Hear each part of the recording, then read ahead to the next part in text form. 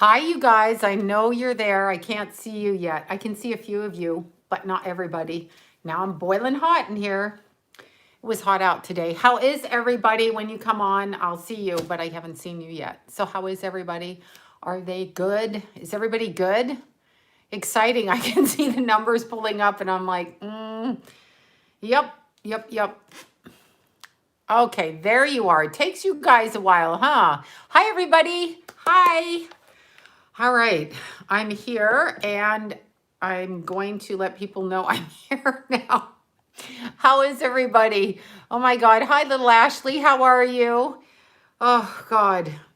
I did my makeup over 25 times today. So this is it. This is the makeup you're getting. This is all there is, and this is all they wrote. How is everybody? Raleigh, North Carolina. I remember. I won't tell you how I remember, but I remember all kinds of stuff about that. I'm just signing everybody on here. I should do this before I even do this or I'll never get on, but whatever. I want to tell you about some astrology that's coming up and some other stuff, some goofy stuff, other stuff. Yeah, how is everybody? Everybody's good. New York, how is New York? New York once a beautiful city and now I don't know what it's like because I'm not there. Okay, 1920, conjunct Uranus. Okay, got it. I got it in my head. Hi, you guys. Oh my God. Hi, Jenny. How are you? Or Jenny. All right, let me find everybody here and tell them. First, I got to show you something totally unrelated to anything serious on planet Earth. Like it's so not related to anything. But I want to show you guys because it's so super cute. You will die when you see it, or maybe not. So I'm just texting Lori. And there we go. All right, I've done that. There's someone else I'm supposed to text, and I can never remember who.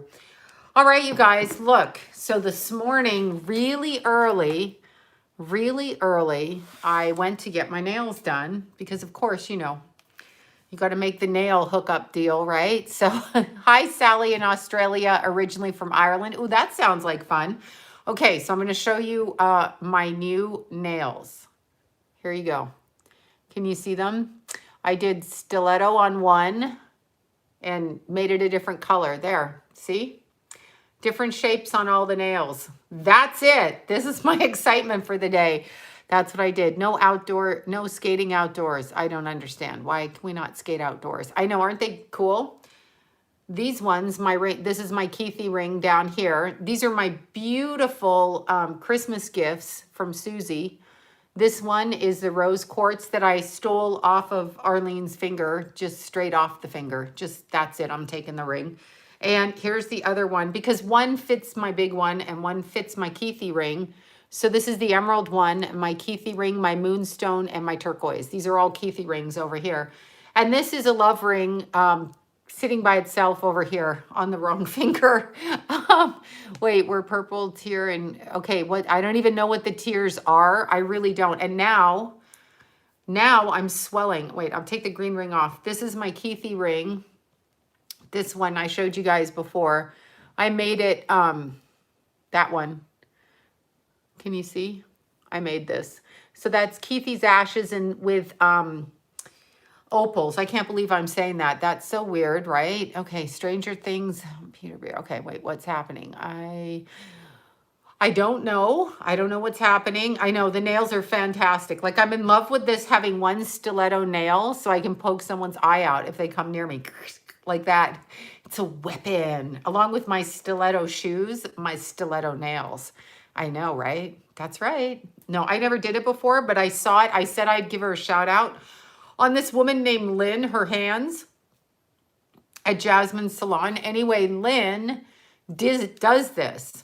And so I saw her nails and I was like, oh shit, because Jasmine took a picture. I'm like, what is that?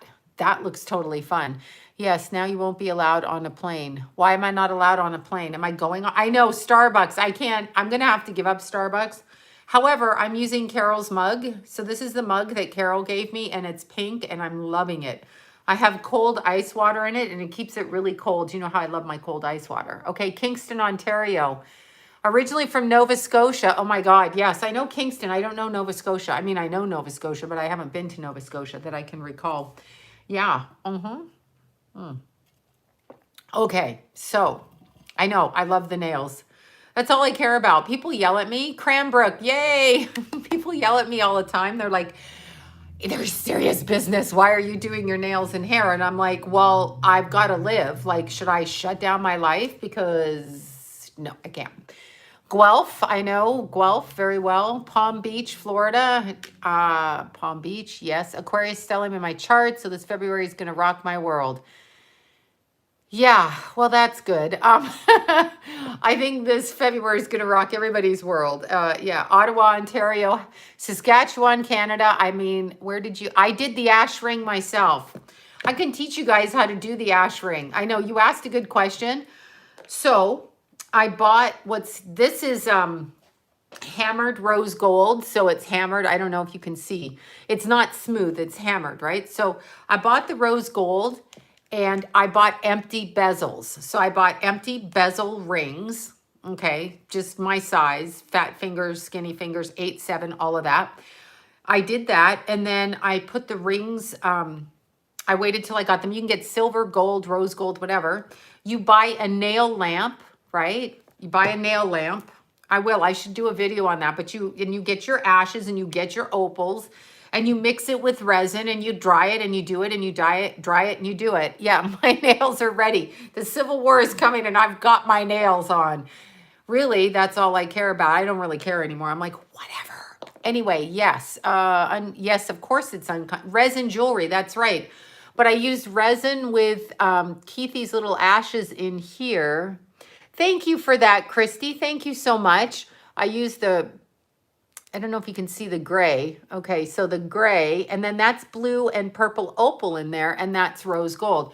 So you kind of dry it, you do it, you use molds. So this is an 8 millimeter empty bezel, and that's what I did. So I got the empty bezels so that I could do Keithy's rings, so I could do it. Now I've got to make all the rings for all of his people.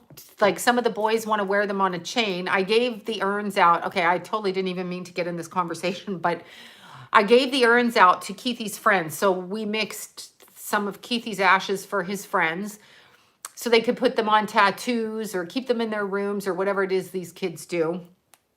And only to the ones that I felt like Keithy wanted me to do it for. Only, and maybe I don't know everybody or whatever, but that's what I want to do. Because, of course, he's my Keithy. So he came out of my body. And I have a right to those ashes. Anyway, so I've got a jar of ashes over there, which are going for up to climb more mountains, right? And to drop off. And then I've got more for John and Jason. But I'm making, you don't need much in these rings. So I'm making man's rings. So not with the round bezel part, but just the round part for them to put on chains and some of the girls. And I have to sit down and do that. I may do that later tonight. And then I'm obsessed with doing resin things. So I may resin everything out. That's what made happen. Tracy in Michigan, can you please look at, I don't even know who that is, but I'm trying to like focus on something right now so I can put it up. Okay, hold on. What is wrong with me? I can never get this right. All right. Hold on 1 second, you guys. Okay, here we go. All right, I'm just almost finished. I've got to let everyone know on these live videos, it goes crazy like that. So I'll tell you what I did today, and this is what I want us all to do. Everybody, I want everybody to do this. Oh my God. Tulip, somebody asked me if Tulip gets a ring. Of course, I'm mixing Tulip ashes with another one of Keithy's friends' ashes. No, with Keithy's ashes and Tulip's ashes, and then I'm putting them in the ring together for one of Doodleberry's friends. So I'm doing that. She'll know who she is, and I'll tell you when I've done it, if I can say it. It's Paigey, of course. But I'm doing that for, oh, there's April. April asked me if Tulip gets a ring. Of course, April, Tulip gets a ring. Yeah, I'm going to do this with, for Paige, Keith, and Tulip together because,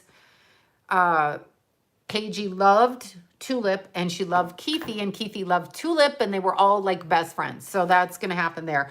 And I'm way behind on everything. There's April. Yeah, I am doing it for Tulip, but that's the ring. You can definitely do it with your pets. Why could you not? Why? I mean, your dogs and your cats. It's right there and it's with the beautiful emerald green ring from Susie. It's Rossmore's LA. Let me look it up. I've got to look on her Instagram feed. Beautiful rings. And I was so lucky to steal 2 of them this Christmas. Like I was given one. I thought I would steal another one because, you know, 2 is better than 1, I'm sure. Right. So that's what I did here. Rossmore LA. And that's what we have. They have just beautiful, beautiful rings. Just beautiful rings right there on the hand. She makes beautiful jewelry. And it's so, wait, do I recommend Botox? I've never used Botox. I don't use Botox. I actually have never, I don't touch my face. I touch my boobs. I tell you guys, I never fucking touch my face because I got to put this face forward and my face, look, there, I have no Botox. I don't like Botox in your face. And of course I'm wearing a shit ton of makeup and I've got lights behind me and I have wrinkles. People who know I have wrinkles, I do acupuncture. I did acupuncture today. So I did acupuncture and then I did my chiropractic stretching. Oh, and cupping. Look, oh my God, look you guys. No wonder they're looking at me in the store like I was fucking crazy. There's the cupping, you see? That's all the cupping, right? Oh my God. No, I don't. People always accuse me of Botox and nose jobs and lip blah. I mean, shut up. Like if I had it, what the fuck? No, I look exactly like my mother. That's who I look like. Identical to my birth mother. That's it. That's all. It's nothing I'm doing. I'm the same size, same height, same everything. So it's no congratulations to anybody. It's just my gene pool. So people have to stop doing that. We either look good because we look good or we look bad because we look bad, but it's really from inside. I never thought I'd say that because I'm a Leo, so it's on the outside, but it's truly from inside. So if you're happy, you're happy. Yeah. Oh, you can't do, oh, you're on blood thinners. It will come right up. I know, that's crazy. Oh no, I don't, yeah, look at that shit. Oh my God, look you guys. I was cupped like whatever, crazy. It's better on this side. Look at the alien marks. There's the cupping. Oh my God, right? I know people need to, but I would tell you if I had Botox. A lot of people have Botox.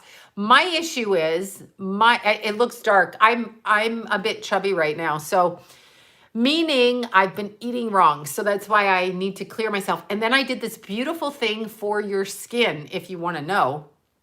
I went in. I don't like saunas. I know they're alien hickeys, really. Oh my God. Anyway, I don't like saunas because people sit in there and like they're in the bathing suits and they're I don't know, they're creepy, sweaty. But my chiropractor has a beautiful hot sauna, infrared sauna with different, things like this. Yeah, I didn't stay out of the sun because I hike and I don't use Retin-A. I don't touch my face with the exception of makeup. And I don't use really expensive creams on my face. Like for a long time, I don't. My consistent thing is water, sleep, and coconut oil. And I sleep with my makeup on a lot. That's not good. They tell you not to, but then I'm not drying my face out. So I just throw more makeup on. That's kind of what I do. An octopus got me. I know, right? Oh, it's all the way from the back of my butt all the way up. We did it all on my back and everything. But anyway, this infrared sauna, which they finally talked me into using because there's no sweaty men in there, right? So I went in and it was at 130 degrees for like 20 minutes today. And I sat in there and it like flashes different lights that are supposed to do the collagen on your face, they say, or I mean, you could sit in there naked. I'm not going anywhere naked in public anymore. Okay. I'm not doing, I know it's hard to sleep in your makeup, but I get up early. So I either do that or I have no makeup on when I get up. But if I'm meeting friends, then, whatever, then I'm meeting friends, right? So then I don't want to go out all creepy. But yeah, someone's talking about Doodleberry. Yeah, my little Dewey.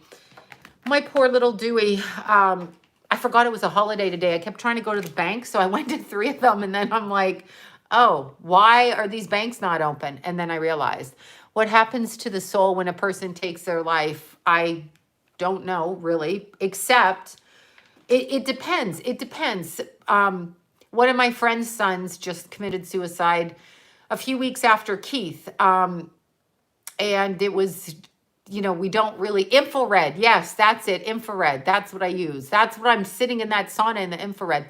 Anyway, one of my friend's sons passed away that way, and his energy crossed over. I don't think God punishes you if you don't get along here. I mean, we're allowed to make mistakes. I think when you're willfully horrific all your life, that might be a different thing. Yeah, it was really weird because I went hiking with my friend and I didn't tell him that Keithy died. I just showed up, and we went to hike San Jacinto, but we went from the backside. We went from Marion Mountain. Okay, there. We went from Marion Mountain up the backside because the tram was closed. So when we're getting ready to leave the car, I put the jar in my knapsack. I was wearing Keithy's knapsack, so I put the jar in there of ashes, and then we climb for 4 hours. We get to the top, and there's rock scramble. You got to go up. So I hand him the jar, and he's looking at me. He's like, "What is this?" And I'm like, "Oh, that's Keithy. Those are his ashes." And he's like, "Why didn't you tell me?" And I'm like, "I didn't want to tell you till right now." So he helped me spread Keithy's ashes. And then 3 weeks later, his son ended up in that position. And so we will be going back to spread his son's ashes. It was very apropos. He's the one person I took with me. So it must have been to that trail, no trail tros. I know it was so weird because he had his beautiful boys. And then he called me and he's like, "I know how you feel." And it was early in the morning. I think I was just getting up, and I said, "What do you mean?" I didn't know what he meant. "Are you tired? Do you have your period? What?" I didn't know what he meant. And then he told me, and I couldn't stop crying because I just understood what he was going through in a different way. It's a different way when someone takes their own life, I think, because there's so many questions, but they're not turned away. That's a fallacy. I mean, I guess you're not supposed to, but people do it all the time. They smoke their cigarettes, they do their drugs, they shoot heroin, they drink and drive, they ride motorcycles, they skydive off the side of cliffs. I mean, that's all suicidal behavior, technically, right? So, I don't know, but anyway, yeah, it's horrible. It's horrible. Yeah, I believe I've got to put this piece of hair down. I believe when someone takes their own life, I don't believe that's our natural instinct. I believe it's outside of us getting into their head. Either this boy was a young boy. He was only 19. But I believe that, yeah, my friend's doing okay. He's doing okay right now. I mean, I talked to him today. His other son came to came to stay with him, his younger son. So he's got one son with him right now, which is really super good for the boy and for him. For the brother, because the brothers are going to have a hard time. See, they're 19. I don't even believe the souls are tortured. I believe you're right. Souls are tortured, but they're outside of us. It's not our souls. It's somebody else's soul. Okay. Wait, what was that? Wait, who said Randy's mother? What's that? Come back. Tell me what that is. Let's see. A friend of mine was bullied so badly. He hung himself from a tree. Oh, God. Yeah, I can't. I saw that as a kid. I saw a little boy in Scott. Scott was his name. I never forget the little kid. Anyway, he was hanging from a tree in his front yard. And it was weird, though, because I often wondered if I didn't see his spirit, but I just saw his body, and I remember that. Can you find a picture of your birth mother? I hope I can find a picture of my birth mother. I've got one somewhere on my Instagram. Yeah, my friend.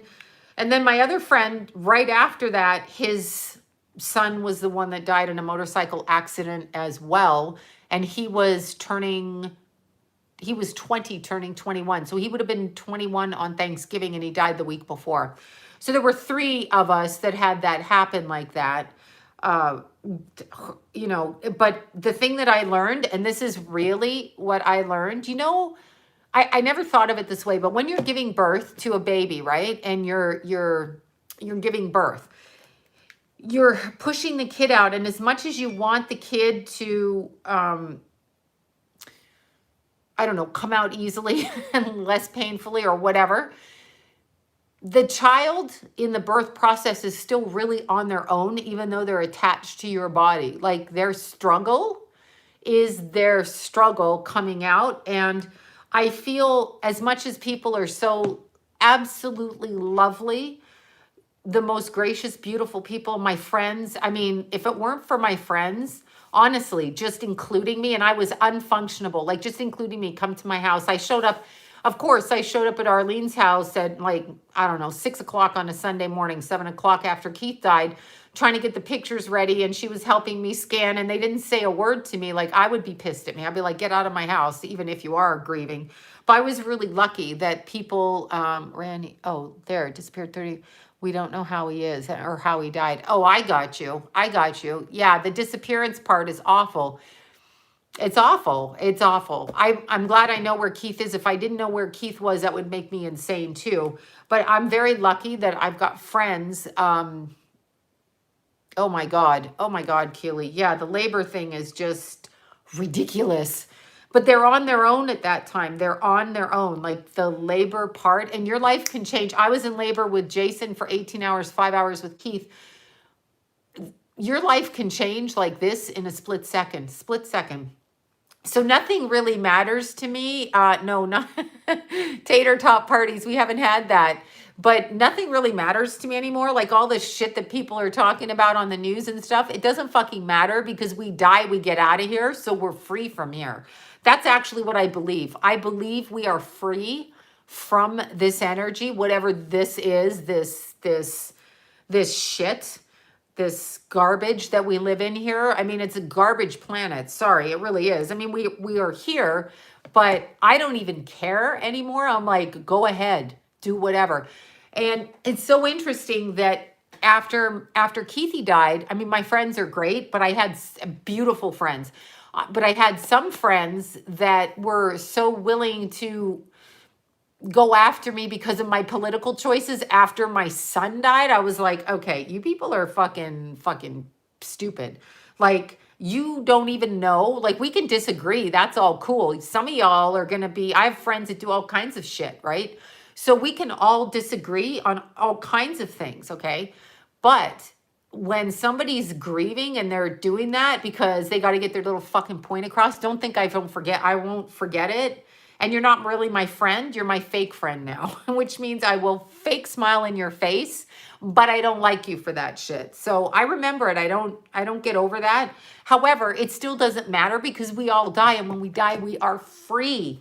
So I like that. I like that. Wait, there's a quantum device. I mean, we're free, right? And so I love the idea of being free. I'm looking for the picture you guys asked me to look for here. I got to go all the way back down.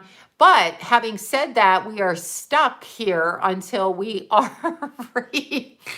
So to answer your question about suicides, I think that there is, oh yeah, Michael Hutchins. Yeah, you know what? Okay, so today I did a video on, okay, I wanted to do, what's his name? Stanley Kubrick. He was in my head. Then Michael Hutchins came through, right? And then today I sat down and did Stanley Kubrick. I'm not sure I'm going to air that one though, or whatever, put it up because I'm not sure I like it. But then I could hear Babalu in the background. So Desi Arnaz Sr. wanted to come through. I literally, every time I try to do Stanley Kubrick, somebody pops up and they're like, here I am. Well, Michael Hutchins is one thing, but you know, Babalu Desi, I guess he's going to be after Kubrick. Babalu. That's what I kept hearing. I went to film and I'm like, okay, did you hear that over there? There's a click. He's still here. Desi's still here. Right. Okay, Sloan, I bet you would like, oh, Mae West. Yes. Mae West was a Leo, I think. Maybe she was a Pisces. Maybe she was a Leo. I don't know. I'm looking for this picture so I can show you. I have one picture of my birth mom. I have some with us, but they're wherever they are. They're wherever they are. Yeah, it's very strange. So yeah, Jimi Hendrix used to come to me all the time for years, and people think you're crazy, and I didn't even know who he was. Oh, there's an 8-year path to something that our new leader, supreme ruler and leader. Remember the Flintstones? Remember Kazoo? Kazoo was an alien and he sat on Fred's shoulder. Like, I believe that that's a true story. I believe that Fred will be leading the country and Gazoo will be whispering in his ear the whole time. That's what I believe. Sorry, don't get mad at me. It's true. It's really what I believe. Okay, I'm still looking for these pictures. I have too many pictures on Instagram. Ugh, got to go back through them.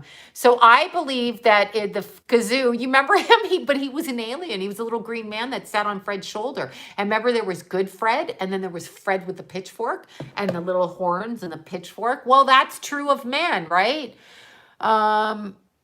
Yeah, I don't know about that. I can't say that word on here. I can't say a lot. I have to spell on YouTube like I'm talking to Lila when she was 3, okay? Or Keithy when he was little. I've got to spell.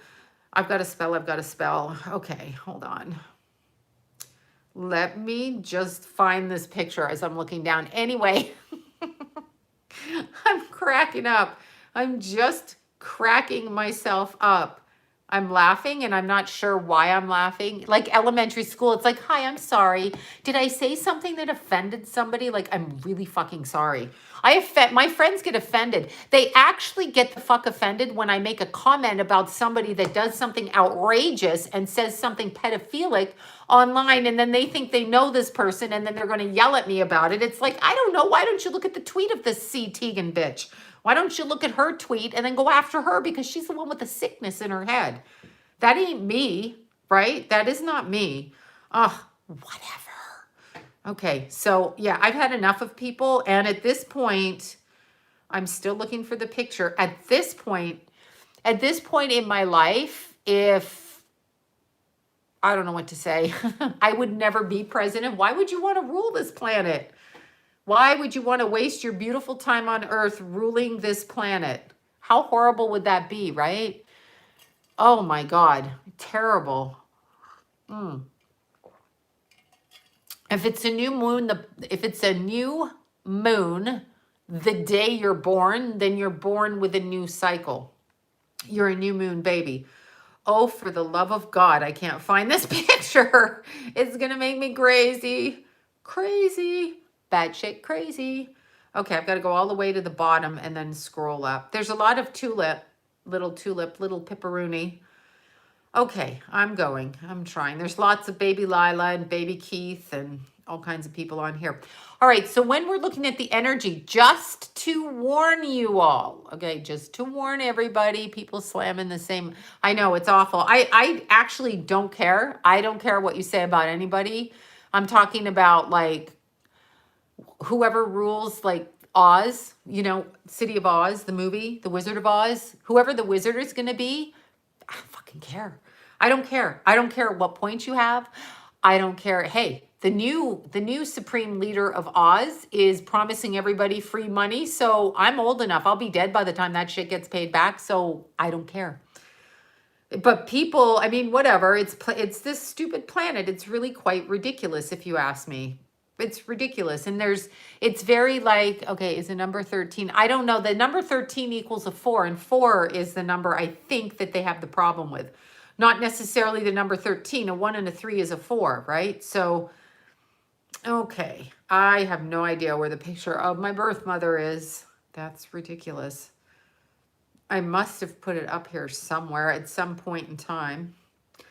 That's how much I don't even care. I don't even care. I don't even care. Wait, in Japan, 4 is also bad. The same word as death. There you go. Yeah, because a 1 and a 3 is a 4. So that's the problem with it, I think. Oh my God. Okay. I'm looking for the picture. I can't find it. I'm sorry, you guys. I'm distracting myself with stupidity here.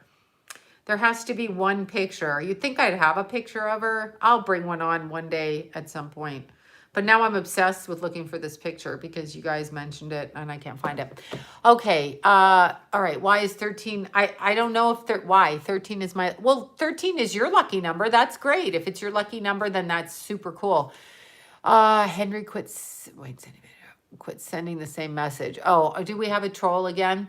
Oh, I got some trail trolls in Burbank. I run down there, and in the morning, one of them is like a gordito, okay, like a stuffed cheese gordito. I know, mean bitch. But anyway, she started it by saying mean shit to me because I was psychic, and I made a comment about the burqa wearing in this country, and she got upset about that. Anyway, she made fun of my appearance, but she's like a gordito, okay, a grande gordito, and yeah, a stuffed one. She waddles up the trail. She still makes bitch faces at me, and it's like, bitch, stop. So yeah, it's really annoying. Really annoying. Those two shirt colors are awesome. Oh yeah, my green and my orange. It's my Halloween outfit. Anyway, she does waddle. She's like 300 pounds. She's like, and I'm sorry that she's like that. But when I said a comment to one of her relatives who always comment on me, and I said, I don't see you with your burqa on, right? This troll pops up, and if you're going to critique somebody's appearance, you better make sure that you're in a position to do so and not gasping to walk up a hill because you're so uncomfortable with your own body. But that just shows me where you're coming from. So we have to remember that. Anyway, this bitch says something every time I run by, and she glares. So the other week, last week, she's with her mommy, okay, because these are grown-up people too. Her mommy is older than me. Anyway, she turns around and she's just glaring at me like this. She's covered like a ninja. She looks like a fat ninja, okay? She's got like her ski poles, but she can't walk like that. She's a fucking trail ninja and not a good ninja. she's got a hat on just like this, okay? So you just see these eyes and she's just glaring like this, right? So I just turn around, I go, good morning, like a bitch. And then just in her face. I don't know what to do. I don't know what to do. Stop staring at me. I'm running by. Pretend I don't exist. You can't see me. I try to put my invisible shield on. I put my sunglasses on. I put my hat on. I try to be really invisible. And in my head, I'm invisible. I'm invisible. I'm invisible. She's still fucking staring at me. Okay? Still staring. I mean, I'm like, could you stop? And I'll get up at 5 a.m. and I run in the dark to avoid these people. And there they are. And I'm like, but you know what? And it's her and her family, but the other trail trolls in the family, they also critique. Like, I can't hear because when I'm going down, no, she's a stuffed ninja trail. She's like a stuffed, I don't know, a burrito stuffed to the brim. Like if you ate the burrito, you'd have to vomit it back up. But I wear these in my ears and I have music so loud, I cannot fucking hear you. Like you could say the worst shit to me, I can't hear you. But they are always turning, 3 of them, and pointing their fingers at me. And I'm like, what is wrong with you people? Honestly. So I'm getting a shirt design that says, you're a see you next Tuesday. And on the back, fuck you and fuck off. So that I don't have to say anything because I just can't. But anyway, that's what happens. I know. Put a donut on a fishing pole and entice her to run. I feel sorry for her, right? I feel sorry that you're that, whatever, traumatized that you do it, but don't do that to someone else just because you have that issue. I don't get it. I don't get it. I really don't. And I don't get why you have to attack daily. Like, stop doing that. I think they really believe they're going to die. But if you think you're going to die outside, then maybe you should stay inside. I'm just saying. So this take Maze. I thought when Keith was a little boy, he would open up our bedroom window and he had a megaphone, him and Jason, and they would see this really obnoxious neighbor we had. And she was an adult woman who was always targeting whatever. She was a bitch. Anyway, they would go with their megaphone, middle of the night, see her get out of her car, right out the window, blah, blah, blah, blah, with the megaphone. So I was almost thinking I need to run with a megaphone and like put Aussie music through the megaphone on my way down, right? Every finger pointed at you, there's 3 pointed back at them. Oh, thank you. That's a good saying. Yeah, with my new nails, I'm going to point tomorrow. I'm going to be like, nah, nah, nah, nah, nah. They're like Mean Girls. I love that movie, Mean Girls. But they're like Mean Girls. You know, they're like the plastics. It's like, are you people crazy? They're crazy. Okay, so when I got my nails done this morning, you're targeted, so you got to be careful. Yeah, well, they're just assholes. I don't care if I die. I'm going to be careful for any reason. I'm still going to do what I want to do. Look at this. Thank you for that, Jennifer. Thank you. Look, this was off of Jasmine's tree. Jasmine does my nails. Here's my nails. That's right. I'm that shallow. I know, a plastic stuffed troll, right? Bring your friends with you. I am not even going to do that. No one's getting up at 5 with me. Look, beautiful grapefruits. And then I'm making tea with this. Jasmine has these grapefruit trees. Anyway, she brings me these. These are Chinese apples, dried out, but they're kind of like dates. I don't know if it's grapefruit season. It's just California. So there, Jasmine sent me back with a whole bunch of stuff this morning. I love her so much. She's an amazing, and she sent Lila some beautiful, a beautiful acrylic nail thing you plug in, a professional one for Lila, because you know Lila loves her nails. But look at these little Chinese apples. Aren't they cute? They're dried out. They're round to begin with, and then you dry them out and you make a tea with them. So I got this whole little bag to make my tea. Yeah, they're like prunes. They got, you know, the little apple seeds in them. Isn't that cool? Look. Have you ever seen these? They smell so good too. But these are little Chinese apples, and they get like tiny, like little raisins. So you put them in the hot water and then you mush, mush, mush with them, and then you strain them and you make a tea, and it's a spiritual tea. So wipe it off with alcohol. Why? Why do I want to put alcohol in my apple? I don't. I'll wash it in the whatever sink over there. Oh my God. I know I'm a bitch. I'm a bitch. Okay. So what's happening tomorrow astrologically? I have to show my nails off again. So what's happening tomorrow? Okay, I'll stop. Some people send me hate mail and they're like, is that all you care about is your nails? I'm like, yeah, I'm a fucking Leo. All I care about is hair bleach, nails, and makeup, you assholes. I'm a Leo. I'm kidding. I care about my children too. Okay, so tomorrow on the 19th, 20th, and 21st, we have Uranus conjuncting Mars in Taurus.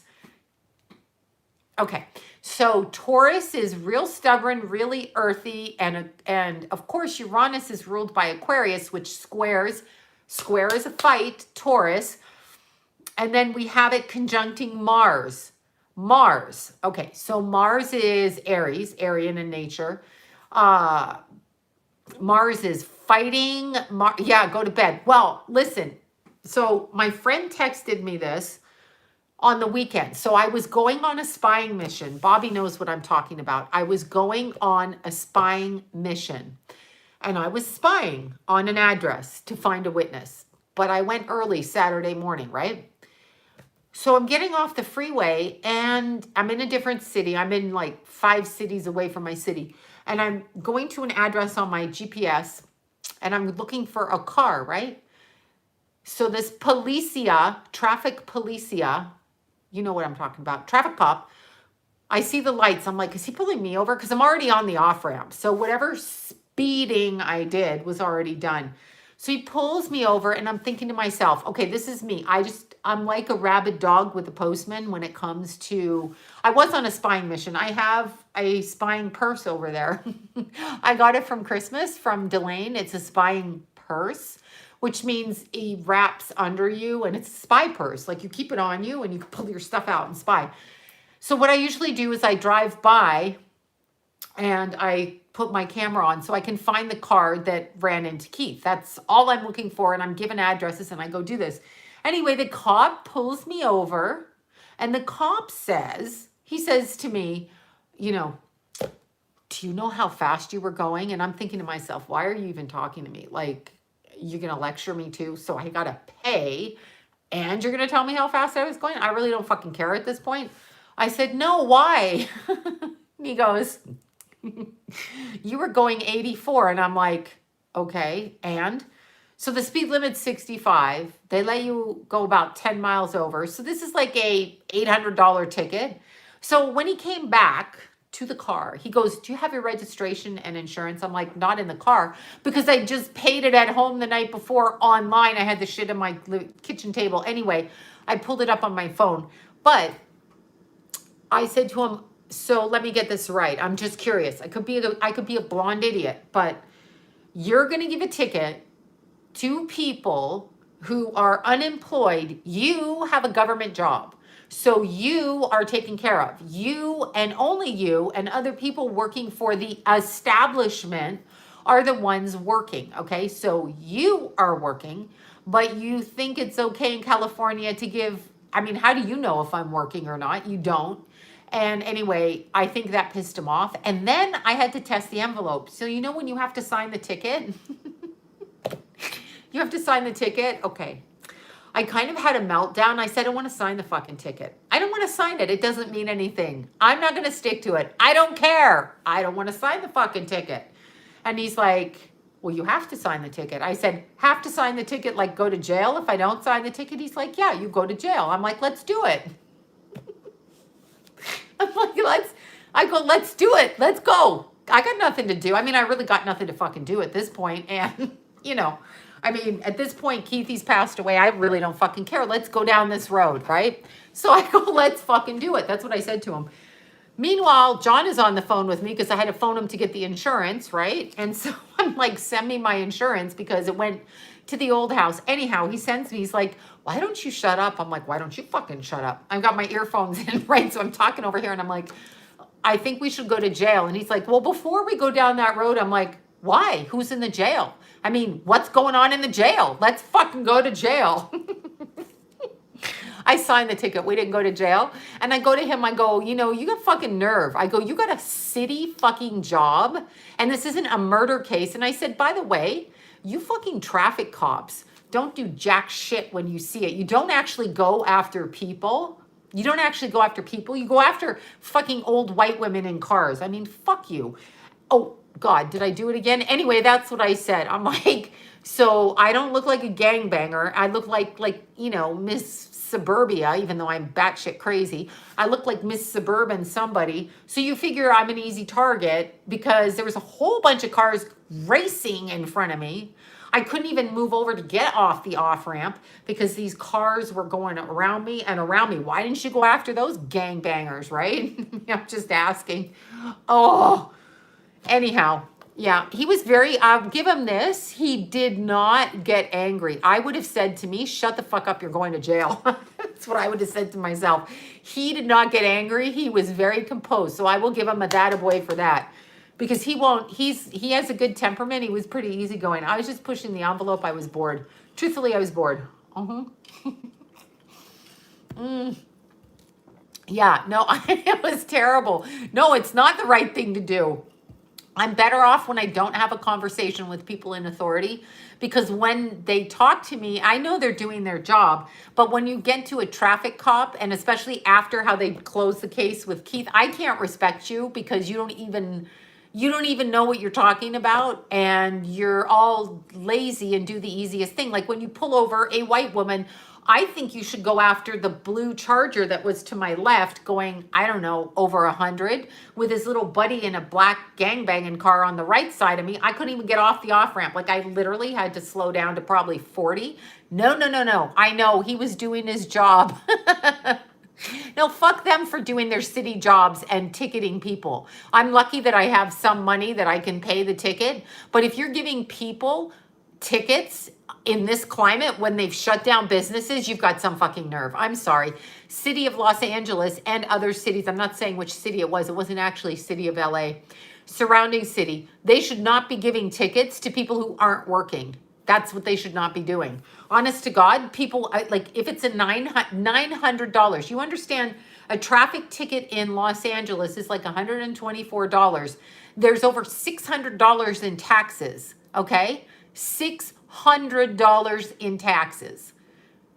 That goes to Governor Crazy Pants, right? So I went to court in the automatic. Oh, you're lucky. Yeah, no one ever dismisses anything with me. I can't even like flirt my way out of a ticket because I'm so whatever. But yeah, you're paying almost $1,000 for a ticket going that. And that's oh, there's Bobby. Yeah, Bobby, after I talked to you, I went spying, remember? Bobby remembers that I got the ticket. And then I was like, oh my God. I have friends that have done, thank you for the super chats, you guys. I have friends that have done police chases and friends of my sons that have done police chases and have been on the news. Another friend of my son's parent actually was on a motorbike and kicked a car, caused the car to crash going on the freeway. And it was all on the camera. And that guy split out. So it's Los Angeles. It's just the nerve. It's the nerve of, let's see, my ticket was 58 in LA and 85. Okay, what did you do for the ticket, Tracy, in LA? 55, was it a parking ticket? Yeah, so it's weird. It's very weird to me that these people get their pensions, because you understand that all tax money and the increases in taxes and the taxes for the homeless that are clearly still homeless, all of that money went to pay the pensions and pensions for school teachers and government employees over pension. Now, the new officers, I don't think get overtime and stuff. I don't. No, I should tell the judge I was in labor, or like, but I wasn't. I should tell him I had to pee and get off the freeway. That's what I was going to say. I have to pee. I have to pee right now. Sorry. Right? I mean, what the hell? But no, I really am curious. I understand he's doing his job, but you know what? That's part of your job, and I can't help it. I'm not perfect. Let's see. My ticket was $420. I went to jail. There you go, Deb.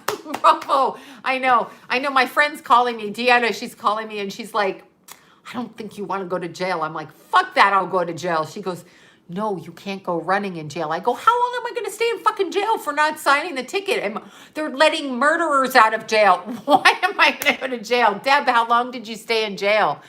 Where is Deb? Tell me how long you stayed in jail. No, you can't tell them you were doing it. You have to tell them you weren't speeding, and you have to get them, because if you acknowledge speeding, then they're like, this is, you were speeding. So they're not wrong. You're wrong. So unless you're like having a heart attack, you know, whatever. Anyway, I got out of a $600 ticket. Nora, bravo. I don't have that in me because I can't acquiesce to authority. You are not my authority. See, I got a real problem.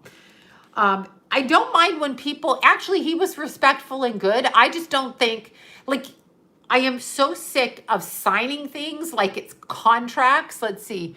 Oh, 45 days. Oh, shit. Oh, that's not funny. Oh, my God. For $450? What the hell? Come on. Oh, my God. They didn't like your balls to do that. They wanted the money. That's what they wanted. That's a lot. Yeah, that's like, let's see. I got $350 for parking and, oh, the handicap parking. I have a handicap plaque. It's not mine, but when John's in the car, we can definitely use his handicap because he had a hip surgery. So that's good. 45 days. I know, right? Oh my God. That's right. I can't do 45 days in jail. I haven't done anything. I've spent 45 days on holidays. I don't know. Maybe it would be fun to drive him crazy all day, but that might drive you a bit crazy in jail. Let's see. I just had shingles this summer. I'm not an old woman. Okay. I had shingles in my 30s. I got it at the gym. True story. The last time I was pulled over and put in jail, I think I was 20, and I was out. This is true. I was outside of my house in Venice. I lived in Venice. I was outside of my house, and there's my house, and then there's a bank across the street. I think it was a Bank of America back then. It was Bank of America, I'm pretty sure. And I had pulled my car around the corner, and I was getting out. It was like 2:30 in the morning, and I was going to the bank teller, either to put something in or put something out. But I had a broken tail light, and I guess I had a fix-it ticket, and I guess it went to a warrant. I was 20. Anyway, I was like in booty shorts and heels and like a crop top, and they arrested me on prostitution. But I'm like, I'm in my car. Now they do prostitution out of their car, but back then they didn't. So I had to go to jail, and I'm like, can't I just get my money out right now and pay the bail? Oh, hell no. And there were no cell phones. And so my roommate, I tried to call, and there was none. So I spent the weekend in jail for that. And they handcuffed me to something, and they kept saying I was a prostitute. I'm like, I'm not a fucking prostitute. But they wouldn't believe me because I was dressed, I truly was dressed half naked. So it was just like ridiculous. You remember crop tops? Yeah, like whatever. Yeah, crop tops, right? Oh my God, there's Jackie again. Thank you, Jackie. Okay, I promised I would not say anything. Jackie. Oh my God, thank you, Jackie, for that. Oh my God. Yeah, crop tops. Yeah, you remember them, crop tops. Anyway, I guess it was the booty shorts, the heels, and the top crop tops. But either way, convincing them I wasn't a prostitute was really hard. They made judgments, but I'm like, well, why is my car parked there then? Tube top, thank you. Crop top, tube top. Yeah. Yeah, that's right. No straps, tube top. Anyhow, no bra, tube top, and like the tiniest little shorts, super cute with the highest little heels. In all fairness, I did look like whatever, but I wasn't a prostitute. But they wouldn't even, they're like, it was a $10 fix-it ticket that went to a warrant. I must have forgotten it or not paid attention, or maybe, I don't know. And that got me in jail, and that was like $240 bail. And it took till Monday because you had to go in front of the judge. So I was in from Friday night at 2:30 in the morning, really Saturday, and there in the morning. But I was like, what are you talking about? I don't have a warrant. And they're like, you do, you have to come with us. And I had to leave my car. I'm like, but I live right there. Can I tell my roommate? I'm like, and no. Of course, they probably didn't believe I lived right there. And every time I went home at night back then in Venice, so this is in 86, I had to climb over homeless people on our front lawn, on the porch, dead drunk, dead high, soiling themselves. That's how Venice was back then. It is even worse now. I hear from, well, if Ashley's on here, she lives in Venice, she'll tell you. I mean, I was just like, oh my God. Yeah, but I'm sure they just thought I was a crazy person. Anyway, so yeah, I got pulled in as a prostitute. I'm like, I'm not a prostitute. Not that there's anything wrong with that, said Seinfeld. No, Venice is really bad, right? Mm-hmm. Anyway, this is Carol's mug, and it's so cute. It matches. I should get lipstick this color. This is this purple color from like whatever. Ma'am, you're dressed illegally. Well, now look at how people dress. They couldn't possibly say that now, right? He's like, well, no, I mean, no, the homeless is really bad. I was going to take pictures today out on the freeway. I know, it's a beautiful pink. This is like, I'm going to call it Pepto-Bismol pink, but there's another word I would use for this that I'm just not going to say on YouTube anymore because I've lost my fucking mind. But the problem I had with the traffic tickets, the parking, not that you should be all like ghetto and like speeding going 100, but if I'm going down the freeway with the flow of traffic, maybe you don't need to give me a ticket when people aren't working. Like, maybe open the restaurants, the nail salons, the hair salons, so people can pay taxes, so you can stop overtaxing, right? Maybe. I don't know. Maybe something like that. But yeah. Anyway, oh my God. Okay, so this Wizard of Ozery going on, okay, in this, I call LA Oz. And the wizard that rules Oz. Remember in The Wizard of Oz, when they found the wizard, he was just a doofus behind a big curtain and he had no power. He was just a scared little bitch behind a control panel. Well, I call LA Oz, and we have a little bitch behind the control panel named, I have a winery and I eat without my scarf around my face. That guy that had, oh my God, did you guys see this? Okay. Let's look at this. Let's look at this. This is just unbelievable to me. So let me look at this. This is, okay. So first of all, if you belong to an organization that does not want you to have bang, bang, bang, I'm speaking in codes, GUNSs, right? So if you belong to a party in the Wizard of Ozery on the Flintstones that doesn't want you to have the Second Amendment or whatever it is, right? And you want to take that away from people. Why do you have all of these people with those things that you don't want us people to have around your house when nobody is out there? Why do you see what's going on here? Look, you see outside of the Wizard of Oz in LA. Why is it okay? Why are you special? Because you're not fucking special. And that goes for Barbara Streisand and her special ass bitch ass self, okay? Although I will say I do like her singing voice and I like her nails. But that bitch is another one that says no boom, boom, boom, GUNSs. And it's like, oh, I'm sorry. So why do you feel the need to be protected? Oh, you're special. You're not special. You are not special. So knock it off. Knock it off. If it's good for you, other people can make the same choice. If you can order burritos, I can order burritos. You are not special. You go to the bathroom the same way, unless you're a robot. Okay, one guy said that what we are going to. Okay, I don't even know what you said, but yes, there is going to be a. No, but really, the Flintstones. There you go. The Great Gazoo. I know. I love Gazoo. He was ruling everything. Fred was ruled by Gazoo, the alien, right? I don't vote. No, I'm sorry. I mean, people hate it, but I don't. But I don't like, the thing I don't like is anybody in power and control who stops a group of people. Let's say they don't want you to drink watermelon juice, right? Or apple juice. And they drink apple juice. How fucking dare you? How fucking dare you? You're going to do it. We're going to do it. You don't get to not, you don't get to, no, no, no, no, no, no. You don't get to do that. You're not special. And okay.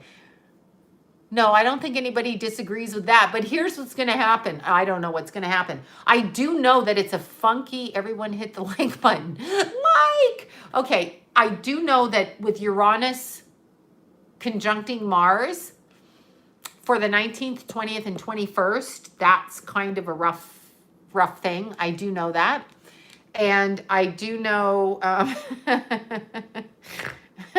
there you go. Exactly. All of that. I do know that there's going to be a lot of erratic energy, and it's in Taurus. So Taurus causes money issues. So this is going to be a money thing, but understand what's going on. It doesn't matter who's in the puppet, who's in the wizard, who's ruling Fred. It doesn't matter. Okay. In the Flintstones, where did the Flintstones live? Well, wherever they live, the Flintstones, okay? It doesn't matter. The Wizard of Oz, it doesn't matter. Yes, there will be in the United States. What you just said there, Becky Jackman. Yes, there will be. I'm like trying to read. I need glasses. Bedrock, thank you. Okay, so we're going to call this place, this country Bedrock, right? The country of Bedrock. There's definitely going to be that in the country of Bedrock. There's going to be a civil bang, bang, bang with GUN. I have to speak like I'm talking. What planet am I on? But I do feel that that's going to happen. But I felt like that was going to happen anyway. That's always going to happen. That's just the way it is. It almost has to happen when you have corruption going on to the level that it's going on. And again, don't let it bother you. Like it's not, I mean, whatever, it's going to happen. We don't have any control. We have no control over anything. So since we have no control over anything, who cares? I don't care anymore. I refuse to care. I refuse. I'm also, yeah, okay, you get my code. Yeah, I mean, oh, did you guys see this? Did you hear about the ice cream in that foreign Eastern country that begins with a C? And it's not crotch. CHINA. Did you see this stupidity? Why are we so dumb? Like, did we drink the Kool-Aid? Like, what the fuck is wrong with us? Okay, ice cream tests positive for pregnancy. I mean, in CHIN. Look, what does that even mean? Why would ice cream be testing positive for pregnancy? Why? Oh, I heard about the guard. Yes. All of the little all of you know who in Germany's little stormtroopers. Remember the stormtroopers that little kids used to play with? All of those people are in, yeah, Doug Ford. Oh, you know what? Fuck that guy.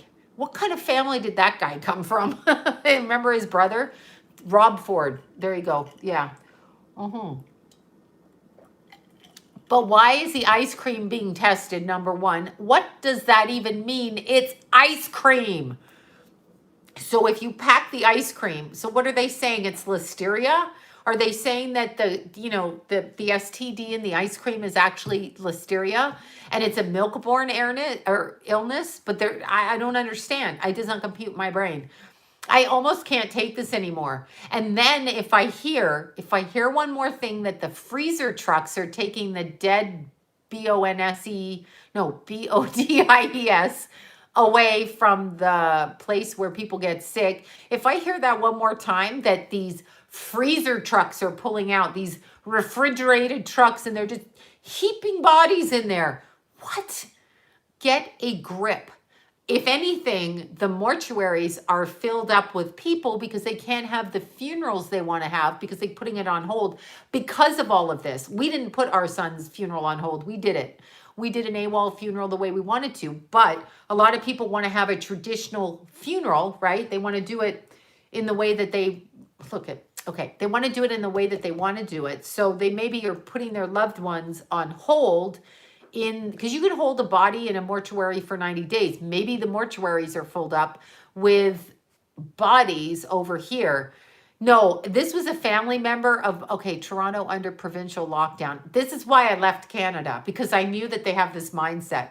Oh my God. And my relatives in Canada, they're like, oh my God, I care. So I'm going to get the prick in my hoo-ha. I'm going to get my prick because I care. Okay, really? What it makes you is a follower and you're entitled to your opinion, but don't tell me because I care. Okay, then I don't care. Now what? So what? So what, right? So a button, you bitch. I don't care. Oh my God. They think because they say I care, it makes them good. No, it doesn't make you good. It makes you compliant. But if you want to be compliant, then you be compliant. But don't put the guilt of me not caring because I choose not to defile myself with a prick. Now, speaking of pricks, I'm on this kick to do, as I said, resin jewelry, like Keithy's jewelry. And I was looking through all the resin molds, and believe it or not, okay, they shame you. Yeah, I know. I don't care. It's me. Go ahead and shame me. I'm already, truthfully, it's very freeing in a weird way. It's like, whatever. So I'm looking at resin molds, right? I'm looking at all kinds of molds to make things that I want to make and all of this. And I found a penis mold that you can make a resin mold. I know, resin molds for ashes. That's my ring, Bobby, for Keithy. That's what this is. Look, there, I don't know. I probably sent it to you, but there. That's my ring with Keithy's little ashes in it right there. The gray is Keithy's ashes. Sometimes the natural ash is nice, but I like to put the opal in it because I'm all into the blue. But they have penis molds for resin, y'all. Penis molds. Do you hear me? So I was looking through the catalog for that, and I was like, huh, that is something I may want to practice with. Just saying.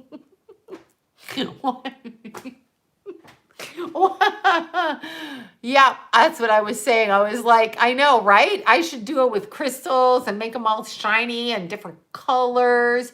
No, they have so many molds. They literally have penis molds. I had no idea. I was like, oh, what? I was like, oh my God, I found a hobby. Depends on the size. No, these were good. They have different sizes. I found a hobby. I'm sorry, that's my hobby. I'm going to make penis molds with resin. I don't know if it's safe to put up there, but if you like bake it, it's probably fine, right? That's what I'm thinking. I got nothing else to do. I got nothing left. Let me make my penis molds, okay? Don't be jealous. Don't be jealous because I'm gonna have a whole bunch of friends around me. Oh my God. I'll never have a talk show. I was blackballed years ago out of CBS. I was literally Paramount I was blackballed from. Thanks to a backstabbing bitch of a friend, okay? I was blackballed. She was the one causing the shit and I was blackballed. That's a funny story. She actually called up the head of one of the networks and said some shit and then said, oh, you need to call, and I don't know why my hair is driving me crazy tonight. Anyway, she said, oops. She said, you need to call and tell this person. And then I got the reputation of being a witch thanks to this bitch. And I got blackballed. Like nobody would talk to me. It was like I had the fucking plague. Or better yet, I had an STD, like herpes. So finally I got back in, but I don't, whatever. I don't know what to say. They literally, this person actually said that I put a spell on one of the vice presidents at Paramount. I did no such thing. She did it. She's the one that went to the whatever voodoo person she went to, blah, blah, blah. Anyway, I got blackballed for that one. Yeah, like 8 years. Honest to fucking God. Are you kidding me? Are you crazy? Yeah. And then they wouldn't talk to me because they were afraid of me. I'm not joking. This is the Cuckooville in the networks. These are the people that run your networks and she was pretty high up there too. I'm not saying her name, but she was pretty high up. My friend was pretty high up. My friend's family was pretty high up. But the person who was the executive was pretty high up and ran some pretty high networks and is the head of another network. And actually, this is a true story. I'm not going to say names. They may figure out who they are. So I'm just going to protect them on the outside. But one of the bookers who used to book out of NBC, used to book out of NBC, used to book me on shows instead of sending flowers, I guess, to the guests, right? So that's how I met Ashley through, I don't even know if Ashley's on here, but Ashley's sister is the one that wrote Two Broke Girls, Whitney Cummings. Anyway, Ashley, that's how I met Ashley, because I met Whitney, who sent Ashley to me. Okay, so that's how I met Ashley. But anyway, Ashley was one of the girls that I met through the NBC booker guy, right? So he would book me, and instead of sending flowers to the celebrities that would come into town, he would send them to Sloan for a psychic reading, which is actually really good because they fucking love it. So either I would go to their house, their hotel room, or they would come to my house. So that was really awesome, right? Super, super awesome. Anyway, this booker went on, and after all of the NBC shows shut down, blah, blah, blah, this booker went on, and he went on to another network, okay? I think it's a cable network. Anyway, he was working with his boss, and he mentioned that he had, Two Broke Girls. Yeah, that's Ashley's sister. Ashley Yoga here, wherever she is. She always comes on. Anyway, and she's lovely. She is absolutely a spectacular girl. That girl is spectacular. Anyhow, when he went to work for the other network, which was like a cable network, the former person that thought I was a witch putting a spell on her was running this whole network, and he was working on a show out of there. So apparently he said in a meeting, like, I have to go talk to my psychic, and he mentioned my name. And I said, oh God, pretend you don't know me. You're going to get fired from that. You will be fired. He said, oh, that explains the dirty look. Okay. So it explains the dirty look he got. Seriously. Hello, batshit crazy people. Anyway, it was my friend that was doing shit to her, not me. They just blamed me. Bait and switch. Honest to God. Oh my God. Right? I found out years later the shit that she was saying behind my back, and I was like, oh, what? Yeah, right? So anyway, that was pretty funny. Oh, thank you all for that. Get fire. Wait, Ellen. Yeah, I don't know. I never met Ellen. I have to look. I just can't stand my hair right now. I'm sorry, you guys. Maybe we should put it over here. What do you think? We'll just, yeah. What do you think? I was wearing a hat all day, and I have my weird there. Is this good? Okay, we're on the other side. Okay, so go bald. Yeah, I would shave it, actually, because it drives me crazy. I don't know anything about Ellen. I haven't done her show or anything. The last TV show I did was Kelly Clarkson. And they had a singer on, and she was singing about the upside down world.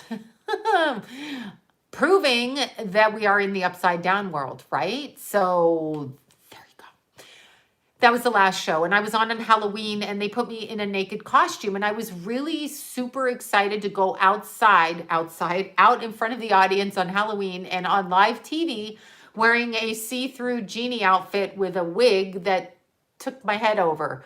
The wigs are I don't know how people, because I don't have any hair, because I can't do the ponytail thing anymore. I can barely do the glasses on my head. Anyway, I had like a huge wig that weighed more than whatever, and then my little pants were see-through. I was literally wearing underwear with gauze out on stage. That's right. That's correct. Anyway, I could do it. I was 53 and I did it. So I did it. I walked out on stage naked, pretty much. True story. Arlene knows that story. Excuse me. So I was reading Kelly Clarkson's palm reading. Okay, so she asked me what's coming up. I said, there's going to be another child and everything. But I called Arlene when I left the studio. And so Arlene's like, so what did you get on Kelly? And I said, and you have to understand, Arlene, she fucking loves to go to these shows and wait in the audience. Like she dragged me, oh my God, to The Voice. Oh, up, down, up, down, up, down, like up, down. I'm drinking ice water. I am drinking ice water. It's right there. See, it could be vodka, but it's really ice water. Anyway, Arlene loves to go like on the back lot of the studio and do like, she loves that, fucking loves it. So if you're friends with her, you're going to be going to all of these, The Voice of this. She's always like, you know, you're wearing heels, you're having lunch, and then they're like, everybody stand up. So you stand up. You get more of a workout on that than you do working out. So anyway, I called Arlene after on there and I said, you know, this is what I got on Kelly. And I said she was going to get divorced. That was October of 2019. I think it was October 25th we filmed it on, but it aired on Halloween. It might have been the 28th and it aired on Halloween. Anyway, so this is Arlene. She's like, did you tell her? I'm like, no, I didn't tell her. I'm in the middle of like the audience. I'm not going to tell her. And then Kelly Clarkson got divorced. So there you go. But I can't say that. You can't go out there and say shit like that because it will never invite you back. You cannot do that. I have no idea. Kelly was pretty, do you know what shocked me about that show? I'll tell you. It was weird because she's a tiny little girl. Like she is tiny, right? She's shorter than me. She's a tiny little girl. She's not that like, however she photographs, she looks different in person. Let me put it that way. And she had these amazing nails on. I just remember that. And so when the camera went off, I'm like, oh my God, I fucking love your chrome nails, right? Like they were kind of green chrome, like my shirt, but chrome. And I'm like, those are beautiful. And then she pops one off and she's like, these are pop on. I pop them on and I pop them off. And I'm like, oh my God. So anyway, she does, so with every costume, she puts a new set of nails on. It was really interesting. They were fabulous though. I love nails. And there was that chick from The Office on there, Kate somebody. I can't think of her name. Anyway, there was those people, but Kelly looks a lot different in person. Like whatever you think people look like, they're not really like that in person. So they're not as big, they're not as tall, they're not as, you know, however it looks, they're just, I think the camera truly does add 10, 15 pounds, whatever. It probably magnifies it, but she was tiny and she wasn't, you know, that chick, that Kate girl. Yeah. Anyway, it was very interesting. So that was that experience. That's what happened. I have no idea what's happening on Wednesday. I don't even care. Oprah has a huge head. I have no idea. Well, it must have hurt her mother coming out is all I can say. Yeah, I don't know what's happening. I mean, we know what's happening. You know what I find interesting? Isn't Wednesday all about though, isn't it virtual? So I don't understand all of the armed response to a virtual, whatever we're calling it. Like, why? If it's virtual, why, right? So males have bigger heads. Yeah, I don't have a big head. My boys had big heads coming out. Yeah, I know that Army Hammer guy. I still can't get over his name. He's from the Armand Hammer family, and his name is Arnie Hammer. That fucked him up to begin with. He's a good-looking boy, though, but that's just the way that they raised that boy. And apparently he's 6'5", right? And so it's the way that they raise that boy.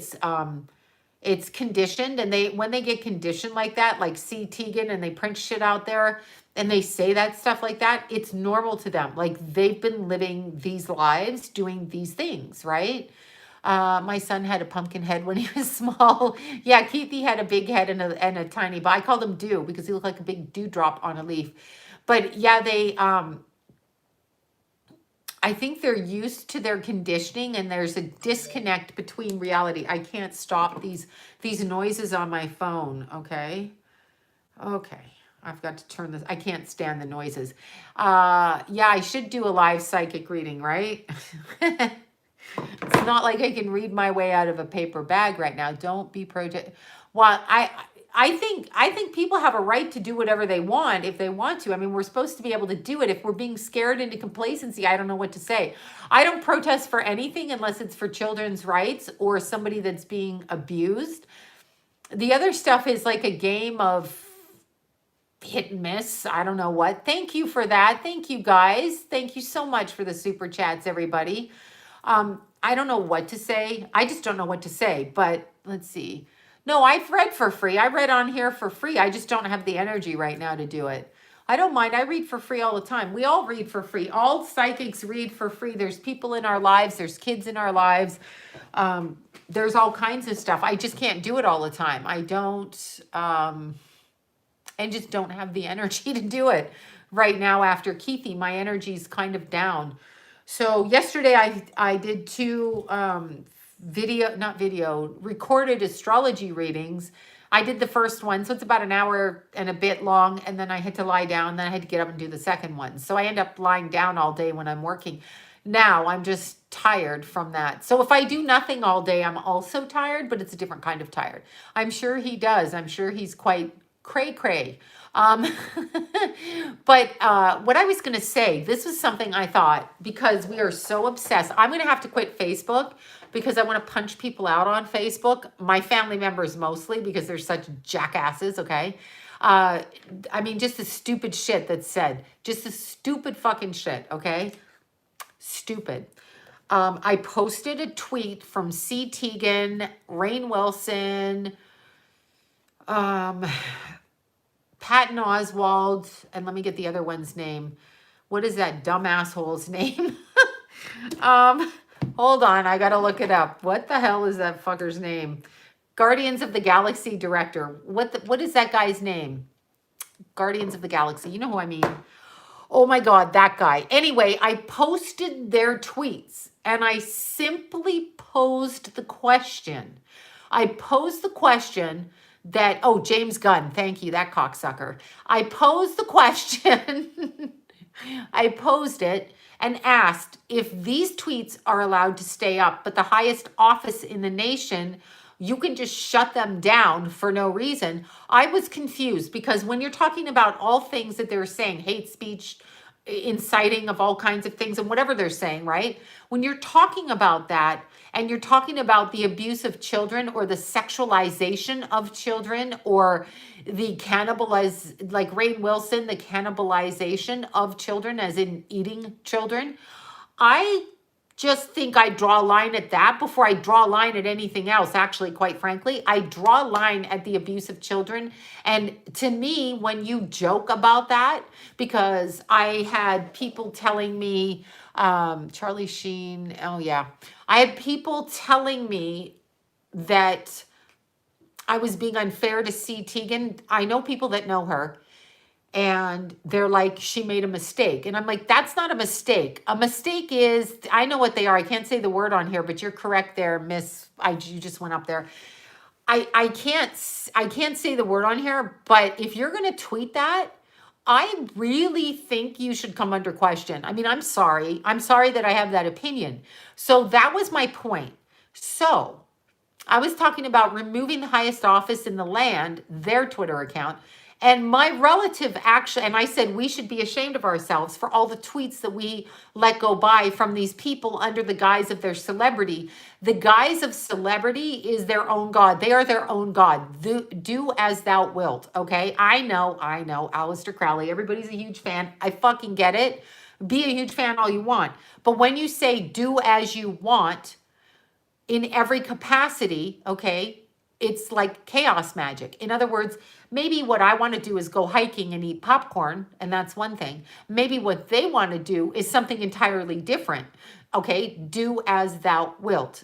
So in other words, in order to cause chaos, we don't listen to whatever our God says. They become the God. That's what C. Teigen is doing. When she's saying that, she's so out of touch that she printed that. She did that. Not me. But yet I lost friends over that.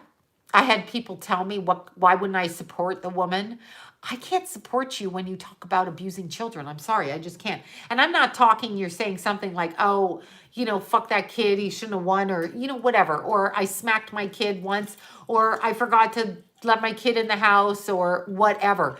When you're talking the way those tweets are presented, are you fucking kidding me? You leave those up? Are you kidding me? I can't even understand it.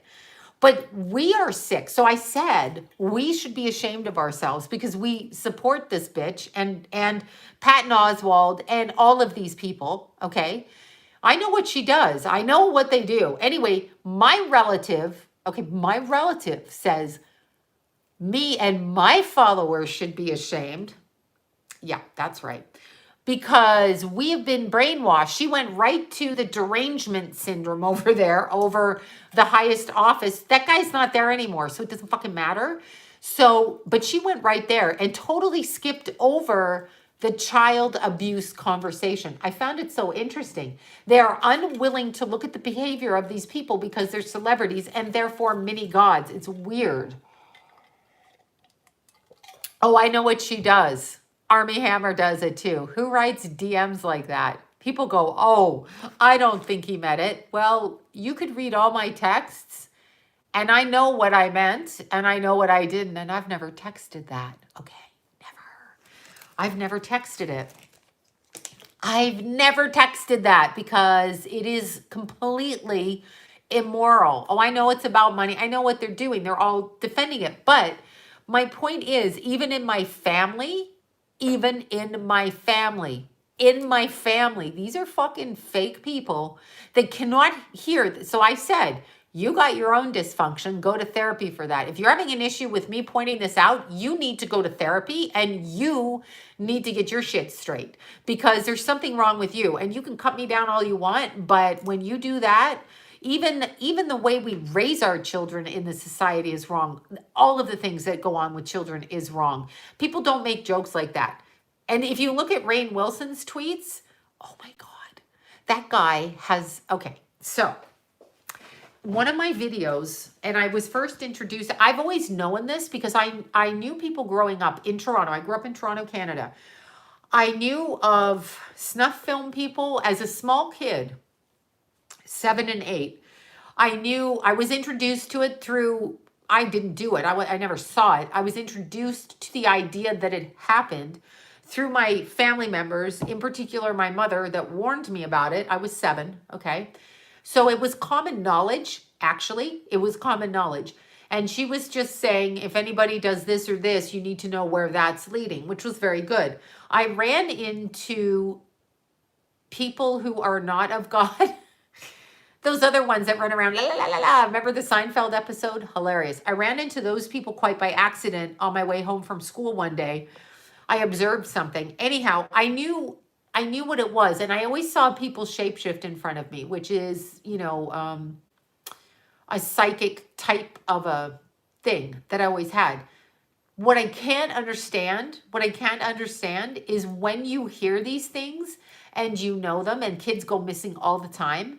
And then you have somebody like Rainn Wilson on a hit TV show, fucking hit TV show. Okay. Everybody wants to kiss that guy's ass and just rub up on him because, oh my God, Steve Carell, The Office, and that Kate chick and all of them with their little selves that they think people can't see them. And they're so fucking clever because they're their own gods. Do as thou will. That's what they're doing. And Rainn Wilson has a children's charity. Now, all of us know people of color, nobody gives a shit, or like growing up. If you're my age, you know that. If there's a white kid that goes missing or a black kid that goes missing, they're looking after the white kid. Okay. It's maybe a little bit different now, but I really don't know how different it is. So this Rainn Wilson, he's got a child's charity in Haiti with his wife. That's right, in Haiti. So we've got, what the hell is his name? Sean Penn. All of these people, they just clamoring to get to Haiti because those babies, they got nobody protecting them. They got no food. People send money. They got ripped off because they're broke, so they steal the money, which is what a charity is. The little girls got to be protected from whatever happens to little girls. Exactly. this shit does go on. And the fact that that guy tweets about it and people like it, my fucking God. Oh my God. You're mad at me? You need to get your fucking head examined. You are mad at me? Oh my God. I even have friends that go, well, why would she say something mean like that and hurt their feelings? Me hurt their feelings. Why are these people posting shit like that? I've lost more friends over bringing that up. Let me just say, let me say that. And then the other ones go, I don't believe it. I'm like, well, why is it on her Twitter feed? Why? I mean, like, it's not like I put it on her fucking Twitter feed. It's all over the internet. And she spent thousands trying to get the shit out of there, right? Okay, I have nothing positive to say today. Shut up, you troll. Shut up. Do you have anything positive to say? Yeah, I'm talking about what's going on. You can judge it as positive or not positive all you want. You can say anything you want about it. I'm still going to speak the way I want, and maybe you should get off my channel.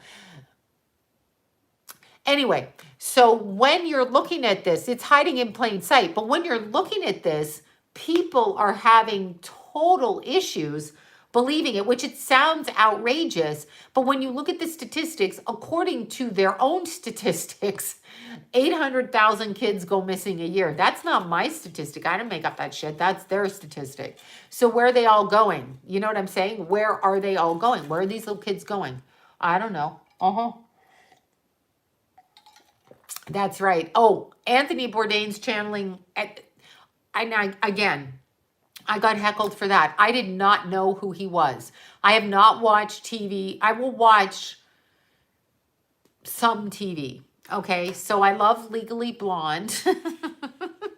And I love Mean Girls. So I like teenage kid movies. I did watch Pulp Fiction again the other night. But I'm not really sitting down and watching TV. I haven't watched the news in 20 plus years. I'll catch snippets of it, but I don't watch it.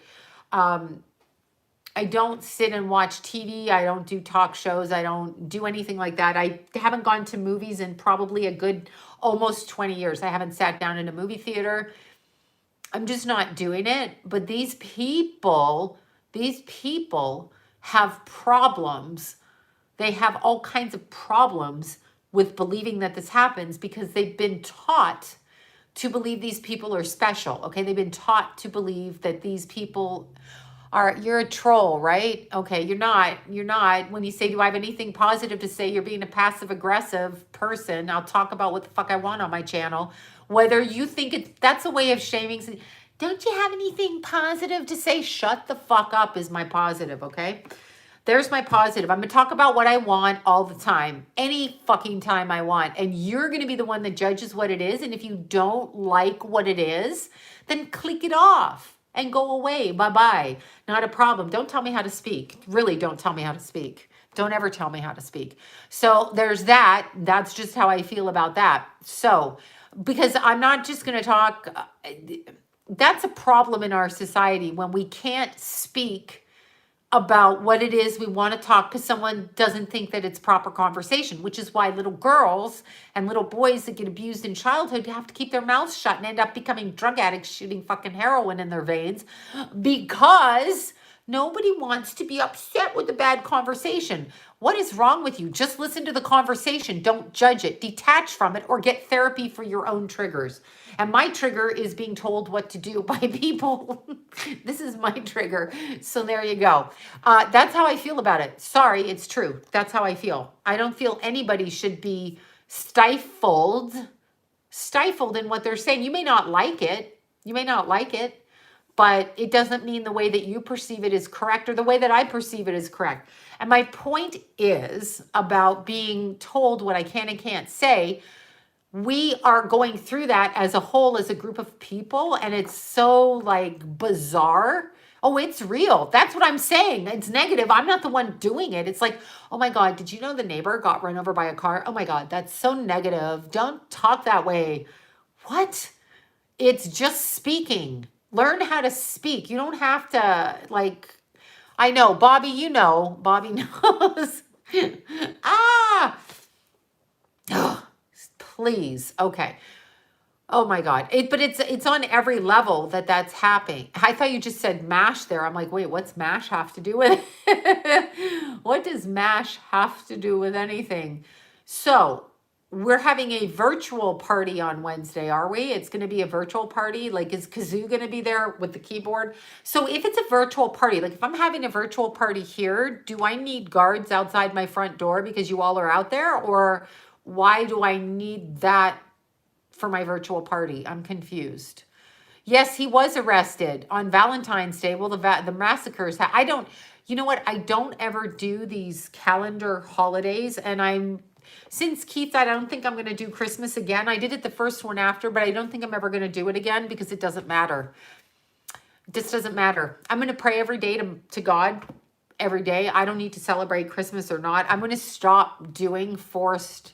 Do you realize they have a holiday, commercial holiday every month that we have to pay for on every month? Every month. I know Lila likes presents. Well, we'll give her presents, Bobby, but she can celebrate Christmas. I'm just not going to celebrate it. I don't think I'm going to do it again. I really don't. I don't. Easter candy. Well, you know what? Because it's every month we have something, and it's so weird, right? It's like every month we have to spend something. Like Christmas, I don't know. I know, I heard that Tom Hanks, hello folks, I heard he's planning to be the party host. Is that right? I'm trying to speak in code. I'm not very good at it. So this Hanks fellow is going to throw a party, is he? For his crazy uncle? His crazy uncle? That guy, he's going to throw a party, right? Okay. But why do we have all of those people with ammunition outside the party when it's online? Doesn't virtual mean online, or am I confused? Or are they just trying to stop anybody from like running up on it? First of all, you know the guy with the horn hat? I got to find his picture. Do you know who I'm talking about? I'm trying not to mention this. I have to turn my phone on again. You know who I'm talking about, who went into the building where people do their business in Oz? That guy with the paint and everything. Why do people believe that that guy is real? Do you really think that that guy got as far as he did dressed like a freak? Like, are you telling me that going into, I don't, are you seriously telling me that that guy going in to the whatever it was, are you telling me that he did that, dress like that, and nobody said, excuse me, 911? Obviously he's an actor. Obviously he's an actor. He has to be a fucking actor, right? I mean, what? You can't even walk down Hollywood Boulevard like that without getting pulled over. I mean, please. You guys know, I've got people on here that used to do the dress up like the characters on Hollywood Boulevard. Those people, they couldn't get into that position. How did he get there? I wish people would think. I mean, you know who I'm talking about, right? Yeah, and they use that letter of the alphabet as a way of lumping everyone together. And let me just say this, I'm not one of those not letters of the alphabet followers. I wasn't one of those people. I never was. That wasn't what I thought. And, but they lump me in with him. People would always go, oh, you believe in that. Do I look like I fucking believe in that? No, I do not believe in that. And I'm like, what is wrong with you people? So you see, if I do a bait and switch, I throw the ball over there and then start yelling over there, people look over there and not over there. So it's kind of interesting. Yeah, it's interesting. And when they say they arrest this person, I mean, how did he get where he was going to begin with? Okay. If this is not, I'm trying to look, what the hell's painted on him? Okay, seriously? If this is not a setup, I don't know what, I mean, are you really believe this? Like, what? I can't even. I can't. This is why I have to stop Facebook because I can't. I can't go there anymore. I can't. Of course, it's a psyop. I can't go there anymore. I don't know. I don't know. Maybe y'all can go there. I can't. I can't. I cannot. I will not. I cannot. Obviously, he's an actor. You and I couldn't get where he got and just go meandering through there. I think I'm going to touch this sacred stuff in the sacred room at the party room. No, no, no, I don't think you are. I don't even know. I don't know. I know what he is. I'm just like, I saw it and I'm like, is this, come on, come on, come on. Please, God, come on, right? I don't even know what to say. I don't know what to say. I can't. I can't go there. I can't go there. I can't do it anymore. And I cannot talk to my relatives on Facebook. I cannot look at their stupidity. They're entitled to it, but I can't look at it anymore. I feel like I'm going to come unglued and say shit, and I'm just going to remove myself. I think that's what I have to do. It's just the worst of the worst. The whole thing. And I'm thinking of even taking my Instagram down, but then no one will know who I am. But my Instagram, I don't, let's see, my family. Yeah, I know it's awful. I mean, seriously, this is the same woman that knew my mother died and decided for 2 years not to mention it while commenting on every innocuous thing on my Facebook. I mean, come on. What kind of a fucking asshole are you? You're dysfunctional and you need therapy. That's what you fucking need. Anyway, all of that aside, we are being corralled and herded and targeted and herded. And it's just funny. Why don't we just go against everything? Why don't we just go like, nope, not buying it. Nope, not doing it. If we all turned our TVs off and didn't watch it, what, I mean, who cares? Who cares? Who cares who's in the Office of Oz? Nobody, right? Oh, it's a total, it has to be a setup. Come on. You go try to do that. Go try right now and you try to do it. I'll go with you and we'll see how far we get without getting shot, at least with some kind of gas, some kind of noxious gas. I mean, oh my God, right? I can't. I can't. And I can't listen to, did you know there's refrigerator trucks outside of every HOS, as you know, place where sick people go, and the refrigerated trucks, they're just throwing the bodies in there. What the fuck are you saying to me? Shut up. Just shut up. They don't just throw bodies everywhere unless we are in the middle of Nazi Germany and they're digging trenches or the Sudan or wherever the hell that goes on. I mean, why do people keep saying that? I had a family member here say that to me and I was like, are you like mental? You're going to be mental. I can't talk to you. I had to hang up on them. I'm like, I can't talk to you. You have to go. Oh my God. I can't. I can't anymore. And at this point, I don't know what to say. I'm just going to act crazy like the homeless people out there. And I'm going to walk around and it's ridiculous. People are dumb as shit, but people are actually afraid of dying. Okay. Cleopatra had a barge. I missed that. Had her own laws. Yeah, well, of course they have their own laws. Why wouldn't they? We are peons here to serve them. They are the gods, the royalty, the gods. Okay, really?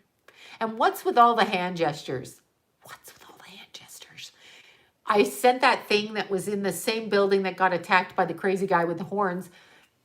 And there was a guy sitting there doing symbology. And I'm like, how come when you're in kindergarten and you try to flash a sign, whatever sign it is, you can get expelled. But these people are in the highest office of the nation and they're flashing gang signs to a different gang. Why is that? Do we think, I mean, oh my God, horn guy. Is he? Is that who it is? It is not, is it? Is it really? Kind of looks like him. He's kind of like a pedo, huh? Bringing back Isaac Kappy in a Dead Man Switch. We've got several people, former rulers of Oz, a Clooney fellow, and a Hanks man over there with the Dead Man Switch, right?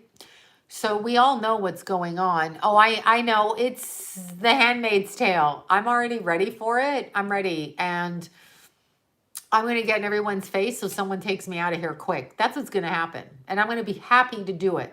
Happy. Happy. Wait. This is like TM. It is. I did not know Horn Guy was HBIDEN's kid. I did not know that. That's even more funny if that's true. I don't think that guy could be sober enough though to do that. I don't know. I don't know. I just can't. My boys are 10 and 11. Yeah, teach your boys not to fall for this shit. Just teach them. Just teach them. I wish I had my boys again. Oh, yeah. Anyway, I don't have them anymore. They're grown men and one's dead. So that's, I don't have that. Okay. So anyway, yeah, let me see. It's not, it's a joke. Okay. Thanks, Bonnie. I was like, wait, how, but I could see that actually. And he's too short. I don't know. Yes, there's going to be, hey, people don't want to stand up for shit. So, people, let me see, I never did circumcise anybody. Hey, I'll never turn down, I can't say it again. I'm not allowed to say the word dick on here according to other family members. Anyway, I can't turn it down, but uncircumcised is the way it's supposed to be. But I wouldn't turn one down. They all have their own individual whatever. They all have their own individual whatever. They're all unique, right? Okay, so there you go. Yeah, I don't know. I don't feel anything, but I don't know what to say. Care workers. Yeah, I talked to a woman hiking the other. Yeah, they have their own appeal, and if they're in bed with me, hey, they're going to do their job, and I'm going to do my job, and it's all going to be good, right? Said I, who doesn't get anything done these days. That's all besides the point, though. Again, I have resin molds for penises. I'm just saying. I don't know about these two little boys missing in California City. Let me pull it up. I don't know about them. I haven't heard about them because I know nothing. I don't even say the right places to the right things, because I don't watch it. But let me look. So there's two little boys missing in California City. That's up by the gold mine place, right? Oh my God. You guys have been telling me to watch 411, Missing Parks 411. That's some scary ass shit. People go hiking, little kids go hiking, and their shoes are left behind, and they're like, oh, it was a cougar thing. No, it wasn't a cougar thing because there's nothing on there, right? Oh, two little boys missing. I get the feeling they're not alive. I don't know why I want to say that because I'm getting cold all down my back here. So when I'm talking about those two little missing boys, I shouldn't say that though. I don't want to say that. I don't want to fucking say that. Okay, two women in California City. See, I'm jumping, but let's see. California City. Let's see if I can see these two little boys. Are they two little friends or two little brothers? Oh my God. Okay, reward. Let's see. Okay, so are you talking about, oh my God, 3 and 4? Oh, come on. It's Bakersfield, California, right? I know 411 scares the hell out of me. I know. It does me too, now that I listen to it. Okay. It's been almost 2 weeks since two boys in California City were reported missing. It's a mystery. It's never a mystery. Somebody fucking knows, okay? It's a mystery that has people 65 miles apart searching the same thing. Residents of California City have looked for the boys since they heard on the news on Sunday. Bakersfield has its own search party. Almost 2 weeks ago, the adoptive parents and 3 and 4-year-old Orson and Orrin West reported them missing. The West family lives in California City, which is surrounded by desert, and it is hard with the desert. The desert has its own unique charm. Let's see. Police in California said the boys are seen.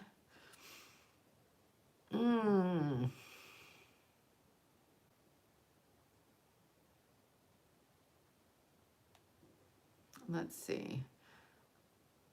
see. On Saturday, one of the parties found a Christmas present that one of the boys' names on it, but News 17 Yeah, I don't know.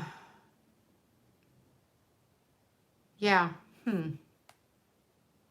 I adopted a kid out of foster care. There's your problem right there. I'm an adopted kid. It's not good to adopt kids. I know I'm going to get yelled at. It's good if you're a good person, But those two little boys, why are they not with their adopted parents at 3 and 4? So who took them? Now there's two ways I could go with that. The birth parents or somebody else let them out of their sight. It's just, I didn't get a good feeling when I was talking about them. I started to get cold back here, but I'm not looking into it. So I'm going to have to, a foster kid went missing in August. Yeah. I mean, I used to run away out of foster home. I was born into it and then I went back into it when I was 12 and 13 and then I finally took off at 14. But I spent the first year of my life in a baby brokerage. How about that? A place, no, it was actually a really nice home where they looked after babies. There were about 40 of us. And then I was adopted. Yeah, something happened. I just got cold up and down my back here, so I don't even want to look into it. I do know that the foster care system, I mean, I ran away from the foster care system. Every time I went into a foster home, it took me about 4 or 5 days and I was booking. I was on the book with that one. But I got cold back here, so I'm going to look into it. But oh my God, they're cute. They're 3 and 4. I mean, come on. If you're a good person, I mean, as I said, my Aunt Betty ran the group home I was in and she was lovely. And I went to see her before she died and she was fantastic. Fantastic. Okay. Nice woman. But, we still took off from there too. I got grounded a lot.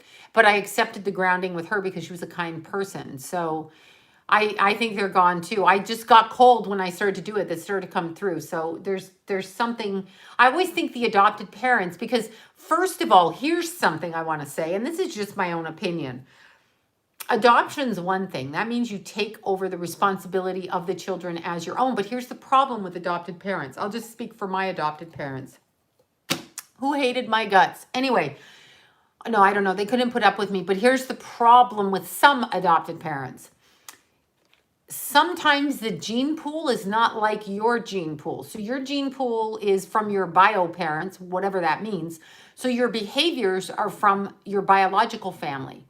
And then the adopted parents obviously got a different genetic makeup or mindset. So unless it's a perfect match or a good match, or the adopted parents can accept the difference with the adopted child and their gene pool, it becomes a problem. I know some people that have really great adopted parents, okay? I know a lot of abuse goes on. It does. But when you're talking about foster homes, so let's look at foster homes in a way. It pisses me off. So let's say I'm a teenage mother and I have a baby and I don't have any money and I don't have any, cold is the dead coming through. But let's say I don't have any monies, but I have a kid and I'm living on welfare. And then the state comes in, I get frustrated, my boyfriend beats me, whatever the hell happens when these people are young, right? All that shit.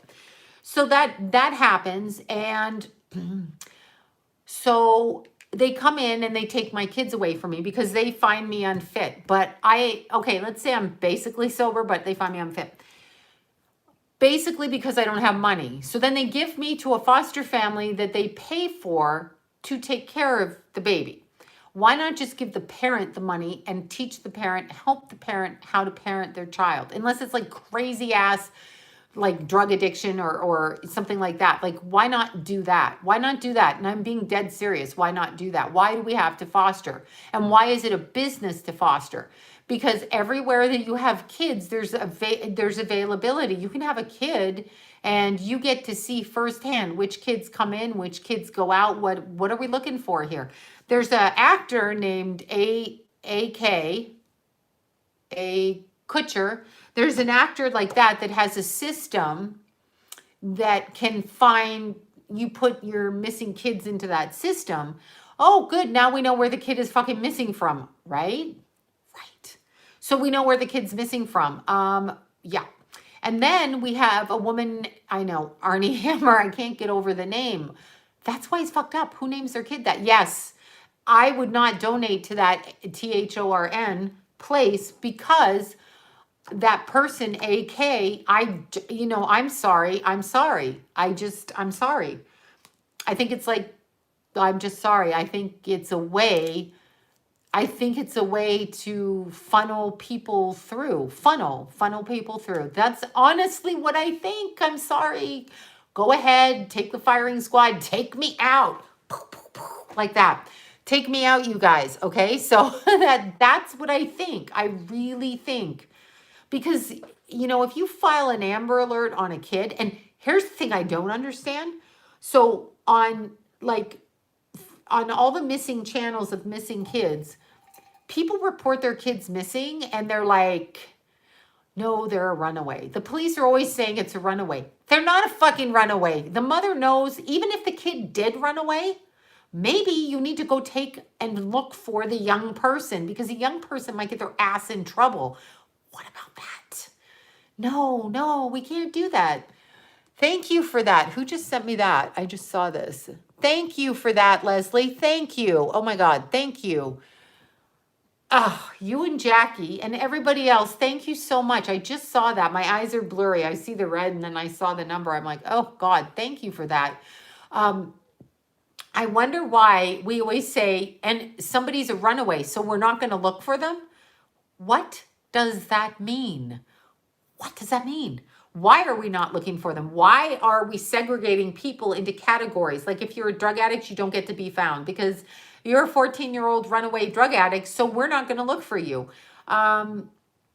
If you're a prostitute, we're not going to look for you. You're a prostitute. On what planet is that okay? Why are not people defending that? Because they've taught us to be shameful about that. But truly, it's the way those people were raised, they end up the way they are. It's very unusual. It's very strange. I'm going to tell you another story when I was pregnant with Keith. I know what it is. I'm not saying it on here, but I know what it is. Okay, so when I was pregnant with Keith, the whole pregnancy I was on camera, a show on NBC. So we did an on the street. So I was probably 5 months pregnant with Keithy. We did an on the street going to flop houses in Hollywood and reading the kids, because the kids are really psychic on the street. They have to have a heightened perception because they're getting into weirdos' cars and they're out on the street and they're sleeping on the street. And even the homeless have to have this too. They have to have this perception. So I was hanging out, it was being filmed, but I was hanging out and with some gangbanger kids and some kids that were stealing. I'm sure they turn tricks, but there's like different groups of kids. There's kids that will like run drugs, and then there's kids that will prostitute, and then there's kids that will like, steal and stuff like this, right? And they live in the flop houses and they go with groups. So I was talking to a girl and she was more the gang banging type is what I'm going to say, like a gang member. And her boyfriend, and they were definitely heroin addicts or meth addicts or something, but they were sleeping in there was a community underneath the freeway in Hollywood, and they were sleeping under their 5-finger discount. That brings back memories of chocolate bar stealing. That's what I would steal. Anyway, they live under these communities with adult homeless, and I mean, there's all kinds of communities like this. And so they were telling me that they slept together, and even when a new kid would run away and end up there, they kind of pull them into their circle because they told me, and I'm going back, Keith would have been 25, and I was pregnant with him, so 26 years ago is when I'm going back when I'm filming this, okay? They're telling me that men in suits would pull up in cars, like in fancy cars, looking for tricks, looking for sex, so they said, and then they would take kids and those kids would never be seen again. Never. And I was told that when I was doing that show, okay? So, and we filmed an episode like that, and these kids would speak that. So it's not like it hasn't been going on. I mean, they had no agenda. They had no agenda. Yeah, there you go. That one's a Satanist. You just said that one there. They had no agenda back then. These kids were, yeah. Oh, I know what they're doing. If you don't see what that girl is, she's full on. I mean, even her music is full on. Anyway, it's not that she's not cute. She's super cute, but yeah. Anyway, those kids were telling me that back then. They were telling me that back then. And there were so many of them that would get into cars and just not come back. Now that could be, yes, that's right, that person with the R name.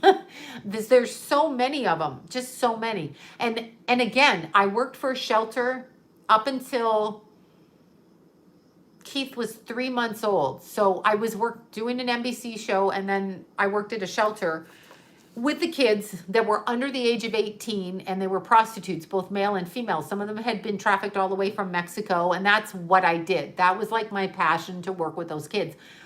I did readings, I did astrology, I hung out with them. Yes, Eddie Murphy. Oh my God, please, please. I could tell you the stories about him, but there's so many we had on a list. We had a list of predatory celebrities that came looking for under the age of 18.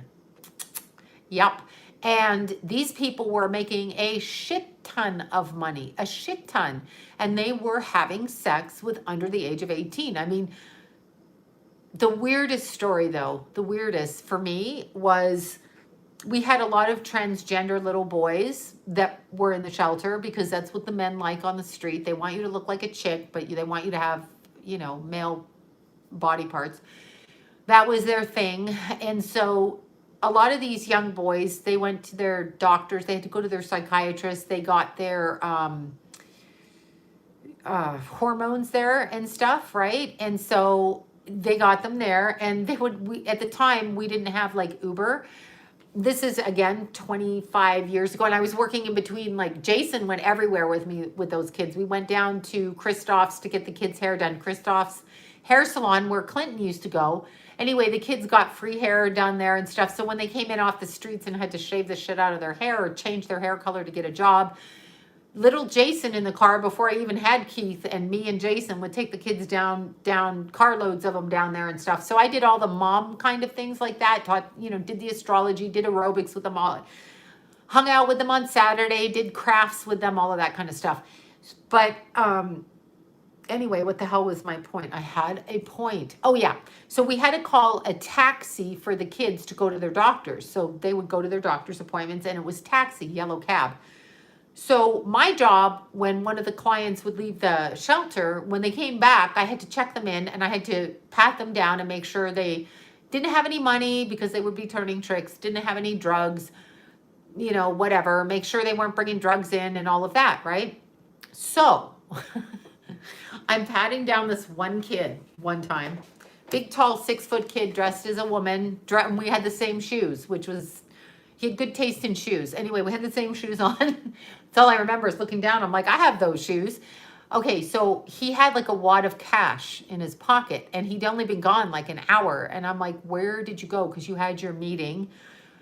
The cab driver paid him to abuse him. So that cab driver picked him up at a shelter for kids that have been sexually traumatized, and then paid him for sex. Yes. Truly, yes. I was like, oh my God, what the hell? Exactly. Yeah. True story. Oh God, my nose is itchy. Oh, sorry. Okay, let's see. Do you believe you can read?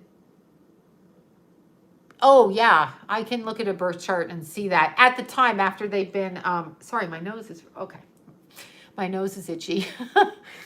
Yeah. Anyway, that's what really happened. That stuff was happening all the time. That shelter person, no, it's true. I mean, I was there. I don't care. That shelter person kind of banned me from speaking about about it, because I was on a show talking about it that I worked there, because I'm not going to say the name now. I had to block her on social media. But she's like, you can't say that you worked for me. And I'm like, but I did. So I fucking can. Sorry, I did. Anyway, she got so mad because I was on a show about Jay Epstein, and this was 2 years ago, or whenever it happened, after that, before he ended up dead. And I was on a show, and I mentioned that I worked there, and she went bananas. Excuse me. And then I got kicked off of Twitter because I mentioned, so they'll kick me off for saying that these people are doing that, but they won't kick the people doing it off. Reverse world, y'all, reverse world. It was pretty funny. Yes, I know. It was pretty funny. Let's see. I had a lot of cold air blow in my face. What does it mean? The dead are probably trying to get your attention. The temperature always drops when they come through for me. So yeah, Bob, yeah, that guy, Sir Bob, that's what he kept doing. It was so weird, and it was just weird. It was just weird. Yeah, I will. Oh, I have to film. Okay, I'm gonna open my readings back up in February, but before I do that, I have to film my beginner astrology videos, and it gives me anxiety to do it. It gives me anxiety because I want it to be perfect and right and beautiful, and then I can do any other video because I don't give a shit, but I want that to be super good. So next week or this week, is it this week or next week? We're not on the weekend. I'm going to start filming the astrology videos and then putting them up. So I'm going to do the first 3 signs, okay? And the beginning. That's what I'm going to do. That's what I'm trying to do. That is what I'm trying to do.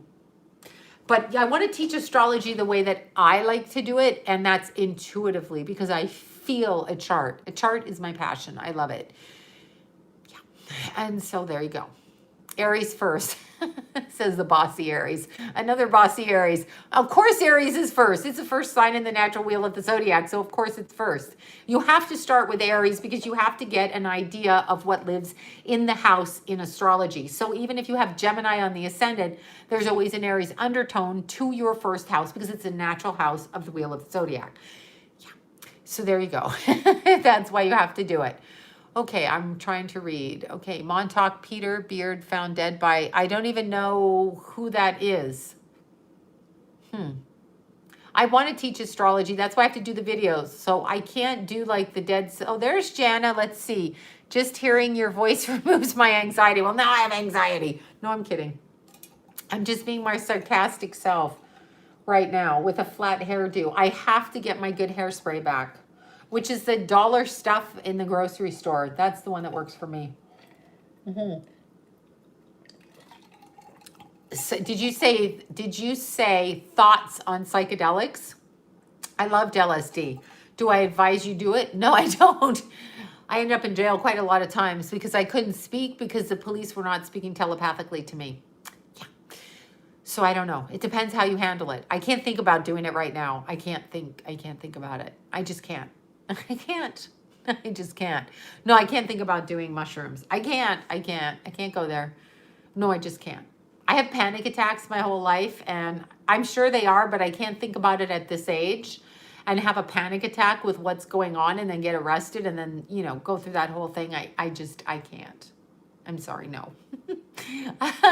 I can't. I cannot. No. But if you want to do it, do it, I guess, next to, do you really want to end up in the hospital during this time? Microdosing.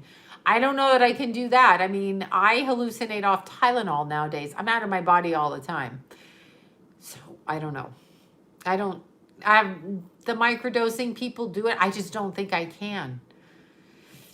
I don't know. I know I leave my body when I'm running and I'm not focused on the ground. If I'm not watching where my feet go, I leave my body and I'm right out of my body. I don't do weed at all. Weed gives me anxiety and panic attacks like a crazy person. I did weed when I was 15, up until, not a lot, but up until I was like 20. And I can't do weed. I was just paranoid on it. It was horrible. That was the worst drug I ever did, was weed. Horrible. I can't do it. No weed. I could do other things, but no weed. Good God, no. Yeah. So, and there was a point in time I couldn't even put sugar in my tea because it would throw me out of my body, which is really weird. There you go. Canada First Nations there. There you go. We should all, okay, is it not curious? Like, no, I can't do weed. Weed is that's like Satan's drug. I don't know. I get flipped out on weed. Yeah, it's not worth it. To me, weed is like, oh God, no. So I cannot, but I could always do the hallucinogenics, but I can't think about it now because if I think about it now, I'm going to be like, oh my God. Like if I did LSD right now, can you fucking imagine? I used to have adventures. I came here on LSD to Los Angeles. Like, I don't know how I got here. I know I was in the airport and I know my friend drove me and I know we were late, but I was in a park all night. I don't even know where my stuff was. And I got on a plane and got here. And then I started coming down on the plane and I got a fever. Now, if I got a fever on the plane now, oh my God, they'd have me like hauled away in a whatever. But yeah, I arrived in Los Angeles. Actually, I arrived in Burbank on LSD. Well, Ambien is a hypnotic. People get out. I told you, John had a car accident on Ambien. He drove into the side of the Disney building. If you guys are in Toluca Lake, this is years ago. This is in like 97 or 98. And he drove, I remember looking at him thinking he was weird. He had a weird look in his eye, but he drove over the curb and into the side of the Disney building, sound asleep on the Ambien, and almost drove over onto the freeway. So it's right where the Disney building is in Toluca Lake-ish area, by Don Cuco's over there, by Warner Brothers over there. Anyway, no memory of it because Ambien is a hypnotic. It's a hypnotic. It's just a hypnotic. Can't do weed, but I love me some Adderall. I don't do Adderall. I don't do anything. I haven't done anything ever. Thoughts on Mickey Mouse? Well, we know it's mind control. Look at me, I'm a cute little mouse. Whatever. Okay, good. I love, Kate Spade came through like quick. Kate Spade came through. That was definitely a murder. I don't care what they say anymore, but we're not allowed to talk about this. We're not allowed to say why. Why can't I talk about this? I have to listen to cockamamie bullshit about, we need to ban straws. Meanwhile, children are being tweeted about in very perverse ways, but we're not saying anything. Okay, here's my nails again. Okay, nails. My shallow side. Okay, here's a new trend you guys do. You can start this. Look. So these are coffin nails. And then I have one stiletto here. See? I don't know. I mean, my fingers are getting old, but you can see. See the stiletto? Isn't it cute? It's different. I'm learning how to not have things all matchy-matchy. I like things matchy-matchy. So this has been, I know, there's your stiletto right there. Coffin, coffin, coffin, coffin, and then the stiletto. See? I know, just one, and then a different glaze on that one, and then a light one on this one. So it's a different, I'm just learning how to be like not matchy-matchy. I'm just trying to fucking amuse myself, okay? I know the stiletto, yeah. I just have one, just the one. That's it. And it should have been this finger actually, but we did this finger. The ring finger because I wanted to do, oh look, I put both of these rings on this hand. I wanted to do Keithy's ring right here. So see, Keithy's ring color. I like to do it to keep, it's in honor of Keith. Of course. So that's what I do. I know I have to do matchy-matchy, but this isn't matchy-matchy. Yeah, so that's what I did. And then again, this beautiful ring. This is an emerald quartz, and it was my beautiful Christmas present from Susie. So fantastic. And actually, Arlene had this one, and I had this one, and then this one was too big. That's why it's on this finger. But I wanted to wear it on Keithy's finger, and that's how I absconded with both rings and Estelle's sweater. So I've stolen all over Christmas. And when I can get into anybody else's house, I will be stealing again. That's what I will be doing. But this is a rose quartz. It's supposed to bring me love. We'll see if it works. I'll let you know. Matchy-matchy. I always, as a kid, had to have like, you know what I love? Clothing. I wish they would bring it back. I can't stand high waist. I need medium waist. I can't stand like waist on the pants underneath my, I'm a klepto now. Yeah, I can't stand like underneath my boobs. Like, I don't know, it's a Fred Mertz thing. It's like the pants need to come down a bit, or it's like I'm Fred Mertz, right? So I love cigarette pants from the 60s. I love them. I love the thick belts to make the waist. So I love that. And then I love a little bit of 80s with that. So I love that. That's what I love. So yeah. So I'm stealing things. That's all. If you invite me to a birthday party or your house, I will be stealing things. That's it. That's what I'm going to do. We can't do, well, Fred Mertz pants, look at old I Love Lucy. He's got his pants underneath his boobs. He doesn't have, he does shagadelic, yeah. He doesn't have like boobs, Fred Mertz, but yeah, it's so, isn't it beautiful? It's so pretty, and it pops this hand. That's why they let me keep it. And they were so nice because I was in grieving like morning, but I was able to get out of my head for a minute. So it was so cute. Yeah, whenever your birthday party is, I will come to your party. But if you have something nice in your house. Okay, so I have a friend on here who watches these videos. I'm not going to say anything. And I'm not going to say who it is. Okay, so I'm going to admit this. Hopefully I don't get arrested, but I'm going to admit this. So when they did the whole, you need to do your own groceries on the do-it-yourself machines. So like now the grocery stores have upped their prices. You got to pay for the bags that are 3 times as thick as the bags that you thought were killing turtles or straws, whatever. So the plastic causes a huge problem, right? And now you have to pay 10 cents. It used to be free. And then the government got 85 cents on every dollar to go to the ecology, but the ecology charity didn't get that. Okay, all of that aside. So I walk up to the counter, do it yourself. So now I'm the bag bitch and I got to scan my own shit. They're like, you have to scan it like this. I'm like, are you people stupid? You're going to lose your job to a computer. And now I'm doing your job. So why am I not getting health insurance and money? Because I'm now scanning my own groceries. All of that aside, every time I bought my protein bars, I'm really embarrassed to say this, I might have pocketed a few because they were making me work. And I just thought, you know what? If you're going to make me do it myself, I can't count. So if there's 12 ones, I'm only going to charge myself for 10. Yeah. And then my friend got mad at me and said, that's still stealing. She's right. And I still did it. Yeah. I did it for a whole year. I just took something every time I had to do it myself. I'm sorry. It just happened. It's like pumping gas. I know I'm the gas bitch. And it costs me a lot. And they charge me to use my card. Or I have to walk in there. Yeah. Oh, pencil skirts are great. I know I'm going to not steal. I stopped now. This year I'm not doing it. But I may go back. It just depends. Protein bars. Yeah, I know. I just did. It's $900 in California. Yeah, I know I'm saying this live, so I'm sure the police will come after me. I know. I Karen myself. I know, right? Who is this Karen? Who's this bitch? Yeah, I did it. I couldn't help it because when I have to punch in, okay, so the other day I'm buying radishes. I'm obsessed with radishes. So I'm buying radishes and there's baby radishes, there's general radishes, and there's some kind of other radishes, right? So there's 3 kinds of radishes. I don't know what my radishes are. I don't know if they're these radishes that are $2.99, these ones that are $2.99, or the 99-cent one. So it says, look up your food. So then I got to punch radishes in.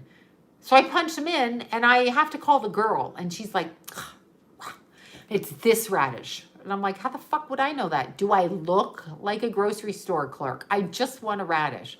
Why can't we go back to radishes? Just normal radishes. I should steal them next time. No, I'm not going to steal them. I'm kidding. I'm just kidding. Sorry, it happened. I had a quirk. That's it. I had a quirk.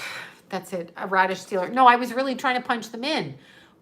But I do the cheaper orange price. Yeah, well, mine were the cheaper radish. They were just the regular radishes, not the baby radishes and not the other radishes.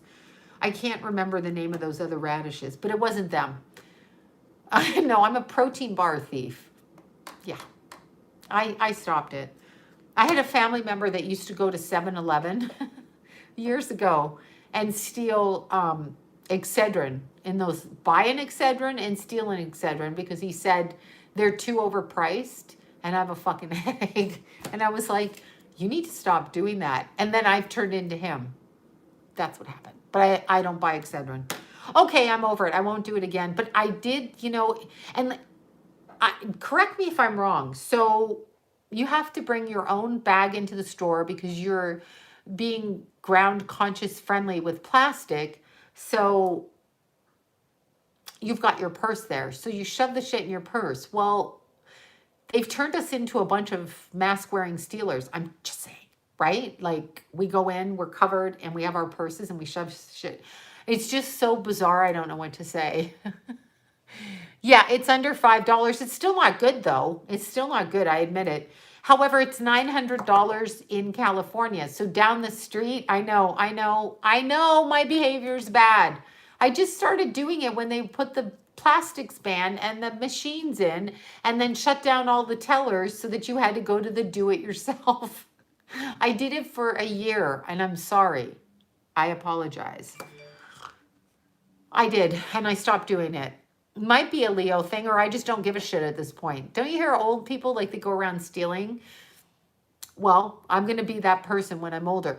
So when you look at it, there was a Ralph's down the street from our house, and when they upped the price, they should lower the price if I'm going through the self-check. Then I would be happy with that. But instead, they raised the price on all the groceries. And have you ever noticed, for fruit and vegetables, it costs so much more. So they want us to be thin and healthy and stop heart disease, but they overcharge us for fruits and vegetables. What's that about? Oh, it's passive aggressive and it's reverse world. So if you have money, you can buy a membership to Costco, which is a big corporate store, and you can buy a shit ton of vegetables, or like a lot, and you can buy a lot of fruit for a family, but not everybody can afford to go to Costco to buy the membership to get in. So the poor are the ones that suffer. There you go. We're doing their jobs. I know, I'm a grocery bitch now. That's what I told one of them. See, I get mad. I'm like, now I'm doing your job and you're overseeing me. What on God's earth are you talking about? And the tellers now, what they did with that is they took the tellers down and they took half their hours away, took their health care away, and they do not work 40 hours a week. They don't work that. So they cut their money in under the guise of ecology or saving the ground or eco, whatever, because of the plastic and the machines. And then these people who work there that have families, have children, they don't get their benefits anymore. They don't get 40 hours a week anymore. They have to fight for their hours. And then we're doing their job. So they're basically allowing us to replace them, and then they'll be replaced with robots. That's what's coming next. Just saying. I mean, it's obvious. And if I worked at Ralph's, I wouldn't allow that. I mean, I would fight. However, they're not going to fight because no one fights for anything. I kind of fight for things. But getting back to the story of Ralph's in the ghetto part, where I live, we called it Ghetto Ralph's, but then it was replaced with Grocery Outlet, and that's like super fun store because it's got everything. It's got oils in it. It's got protein bars. It's got all kinds of things, fruit. Like it's good. They get good stuff. And they've got makeup and deodorant and stuff like this. Everything in one store, big bags of cereal, all of that, right? So there's a Ralph's by my house going the opposite way, going the other way. And there were kids. There were gangs of kids that would go in, 3 or 4 or 5. And these were kids that were probably packing guns and stuff or whatever. They looked like it.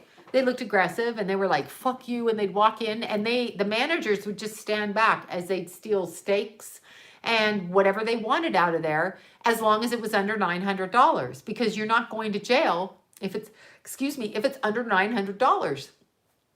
So that's the Grand Theft Auto price, is $900. So that's what was going on. Yeah, they're just stealing, just stuffing steaks down their pants. I mean, whatever, they got to eat the steaks that are in their pants, but that's what they were doing. Yeah. I'm about 4 hours from Maine. Well, that's good. You're not anywhere over here. It's just weird. Let's see. I agree. I know I was bad. I had the bad behavior. I'm not always bad though. I mean, we all do it. Don't we all do something at one, not the stealing protein bars part, but don't we all do something at one time in our life where, no, I think the managers in that store didn't want to come up against those guys because they carried guns and stuff. You're not, what are you going to say? For a steak, you're going to be like, I'm going to get shot for a steak. I don't think you're going to do that. So, I mean, they can ban you from the store and everything. Yeah, I've got a klepto problem. I'm not doing it now. I'm trying to be really, really good. But if I see fruit on your tree in your front lawn, I might climb over and take it off the tree. I'm trying not to do that either. But it's just sitting there. I'm trying not to do that. I haven't done that. Jasmine gave me, she gave me a bunch of grapefruits. Isn't this pretty? Look at the color. This is like so beautiful. I'm going to eat it tomorrow morning. This is delicious. And I'm going to keep the skin and dry it out for my potions. That's what I'm going to do. It's beautiful. I didn't steal it. She gave it to me. I want you to hear me with this. Do I have white guilt? I don't think I have white guilt. I'm from Canada. I have socialist guilt. Sorry. Oh my God. Okay. Sorry. Bad. I know I don't like the self-checkout, but I can't wait in the one register line open. Anyway, everything is going crazy. So we have the Wizard of Oz viewing, right? Well, I mean, you can't fill the jails full of people that are just going to, it is a boob size. Excuse me, I'd like some more implants. I'd like them to look like this. Okay. Here, doctor, can you make it like this? All right, I wonder what size this is. What do we say? This is a D cup? I don't know. I'm going to eat it. I don't want to think about it being a boob. I can't think about it being a boob. There's a boob. Is Lenny showing over there? Lenny's over there. There he is. Lenny's peeking around. Lenny is in the house. It's right. I know, isn't it beautiful? Jasmine gave me a couple of them off her tree. And then I was showing everybody before. I didn't know that there was such a thing as Chinese apples. So these are little dried Chinese apples, these cute little things. And then you make a tea. You can eat them, but they're kind of like, they're really good. They're kind of like, oh, G cup there. Yeah. Bravo, Marilyn. We make a tea out of these. And it's supposed to be a spiritual tea. I know, I'm sorry. I didn't mean to steal the protein bars. I'm a stupid bitch. It looks like figs, right? It's not figs though. I won't do it anymore. I made amends and then I understood and then I was good. And Deanna had a long talk with me about that. So yeah. But anyway, in Los Angeles, they moved the shoplifting or whatever, $900. I'm sure you can get a ticket or something, but in a grocery store, like, are you really going to go up against a group of teenagers coming in with like popping a wheelie through the store with their guns blazing, taking steaks? Probably not. Yeah. So we're kind of, the circles on my shoulders. Can you see those? It was wild sex this afternoon. What are you talking about? No, this is cupping. They did it all over my body. See? It's all down here and all up here, the cupping. But I don't know, for some reason, I can't do it. Well, there it is. For some reason, yeah, it's right there. It's pulling the toxins to the top. Did you put the protein bars in your bra? No, I just walked out with them in my hands. I bought like 10 of them and I stole 2, okay? Still, it's really bad. I apologize. I hope God forgives me because you know what? Whoever made those protein bars, it's their profit. So I learned that. I should have just eaten it in the store. I know Deanna was like, Sloan, what are you doing? Because I'm like, no, I have to. Anyway, I know it was wrong. It was wrong. It was wrong. It was so wrong. I admit it. I'm not doing it anymore, okay? We can all make mistakes. Can't we? Oh, my God. Somebody's calling me from a number. Who is this? Who's fucking calling me because I'm a protein thief? Who's doing this? Who? I know this number. I don't know. It's ringing. It's Whitney on there singing. Oh, chaga tea. Yeah, chaga tea. Deanna got me the chaga tea. What is chirping? It's my phone. Anyway, okay, cupping. Oh, what is cupping? I thought you said chirping. I'm like, I'm not chirping. It's California. I know, we're waiting to see. Okay, chaga grows on, yes, chaga. So, Deanna, when Keithy first died, I remember I drove out to Palm Springs and the fires were out there. And I came back and I said, Deanna, I want to come to your house because I don't feel right. So I brought pizza. We had pizza, boob calling, I know, right? We had pizza and we had salad and I sat with her and she made me chaga tea. She put the oil on my third eye. She asked all my guides to come through so I could feel Keithy. I still couldn't do it. And she goes, oh my God, you are so blocked. Anyway, I've been drinking the chaga tea, but sometimes it makes me crazy. Like I feel itchy from it. But it's very good for opening up your third eye. Cupping, this is cupping. Cupping is when you put a cup like a cup, right? Why are you hurting? Oh, because my son died. When my son died, I didn't feel right, but that's not from the cupping. The cupping is there when I know I have my best friends are so great. So the cupping is for, I did acupuncture and I make them put it in my third eye because I get really blocked. Not with other people all the time, but I get blocked.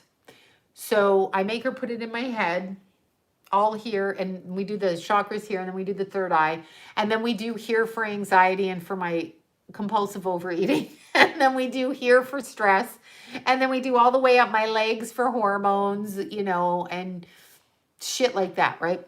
So anyway, when you have toxins in your body, like you're too sluggish, yes, mugwort, but I don't think you can drink mugwort, can you? I don't know. You can put it under your pillow. That you can do. So I did the acupuncture, I did all of that, but I'm really sluggish. So I get up in the morning at 4:30 like I do, and then I'm like, I think I'll just sleep till 6, and then I think I'll just ignore my running. This is what I do, right? So whatever that is, I'm pulling the toxins up. So you put a cup on you, they put like a lotion and like think of a shot glass, but it actually looks like, do you remember in the 20s? Our cottage used to be on the Prohibition line, and we used to have these they were markers on the road from Prohibition from in the 20s. Anyway, they are very thick, beautiful colored glass that went on, I don't know, to mark the roads. And the cups look like that. They remind me of that. So the cupping, you put the lotion on and they twist the cups. So it's like a Chinese rope burn on your arm. And they twist the cups on your back, right? You can smoke mugwort. Yeah, I need to do that like I need to smoke weed. Anyway, you put them on your back and they twist it and it pulls the blood to the top of your skin to get the circulation going. And it's like a shot glass, kind of a little bit bigger. And then they do that. Oh, it bothered you. They may have really hit it in there. Anyway, it pulls the toxins to the top to get it circulating. So we did it all down my lower back, and my daughter does I love it. No, I totally do. This is a giant hickey. Yeah, I didn't realize that, but I mean, it was super great. So we did it all the way from like my tailbone. No, it doesn't hurt at all. We did it all the way from my tailbone all the way up here. For some reason, turmeric, yep, exactly. Turmeric right here on the third eye. For some reason, my left shoulder was like out of whack. So we did that. That's what we did. They are special cups and they stick on. Yes, because your immune system, exactly, with the inflammation. So I have such stress. Oh, and then I did the infrared sauna at 130 degrees for like 20 minutes. That's what I did. Yes, thick glass. Yes, those from the Prohibition line. When I was a kid, I used to collect those. The old bottles where they drank because our property was on the Prohibition line. So up and down our cottage property anyway. So I found bottles and all kinds of things. So do you use neem oil? I don't know what they use on there, but it doesn't hurt like you think it would hurt. It's actually okay. Like it's an okay thing. Yeah, it really is. So it's not a bad thing. It's somebody left me a message. I'm so afraid to listen. Should I listen? Let's just see who called. Let's see who called. I feel like someone's going to tell me I owe them something for something, like stolen protein bars. I feel like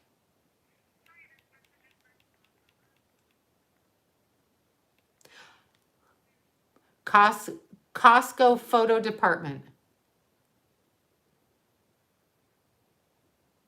Okay.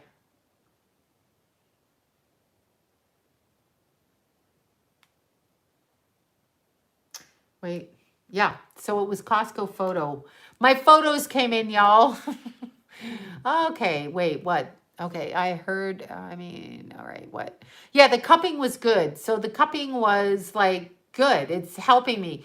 So I started, I don't know what the oil is. They put oil on your back. Costco has pictures of you shoplifting. I didn't steal out of there. They don't have the protein bars I like. I mean, I could, but they don't have the protein bars. They check everything when you go out of there. They check everything.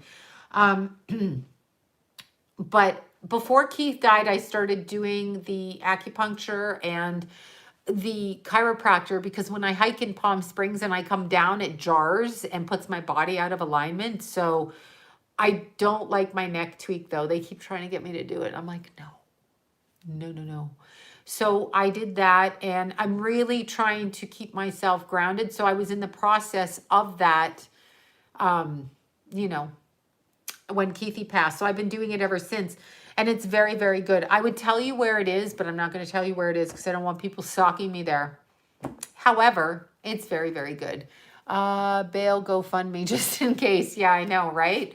Um, yeah, I can't. I know you. It's terrible when someone. It was Costco. It was Costco. It's terrible when someone dies. Like the loss of Keith is unimaginable for me, unimaginable, and for everybody that knew him in his life. But just as a mother, it's like unimaginable. I don't even feel like it's real. So I can't even take this planet real right now. I'm just like, I can't take it real. Only one Costco in the city does photos anymore. Oh my God, really? Yeah, I can't take this as real. Like, yeah. Well, 87, she lived a good life. I'm sorry she's going to pass, but she lived a good life. Yeah, it's really unimaginable for me. No, they figured that my son died, so they figured they fucked with me enough. No one's fucked with me because when you have a child pass, I can honestly say this. When your child passes, you really don't care what anyone says because it's not fucking important. It's just not important. It's not important.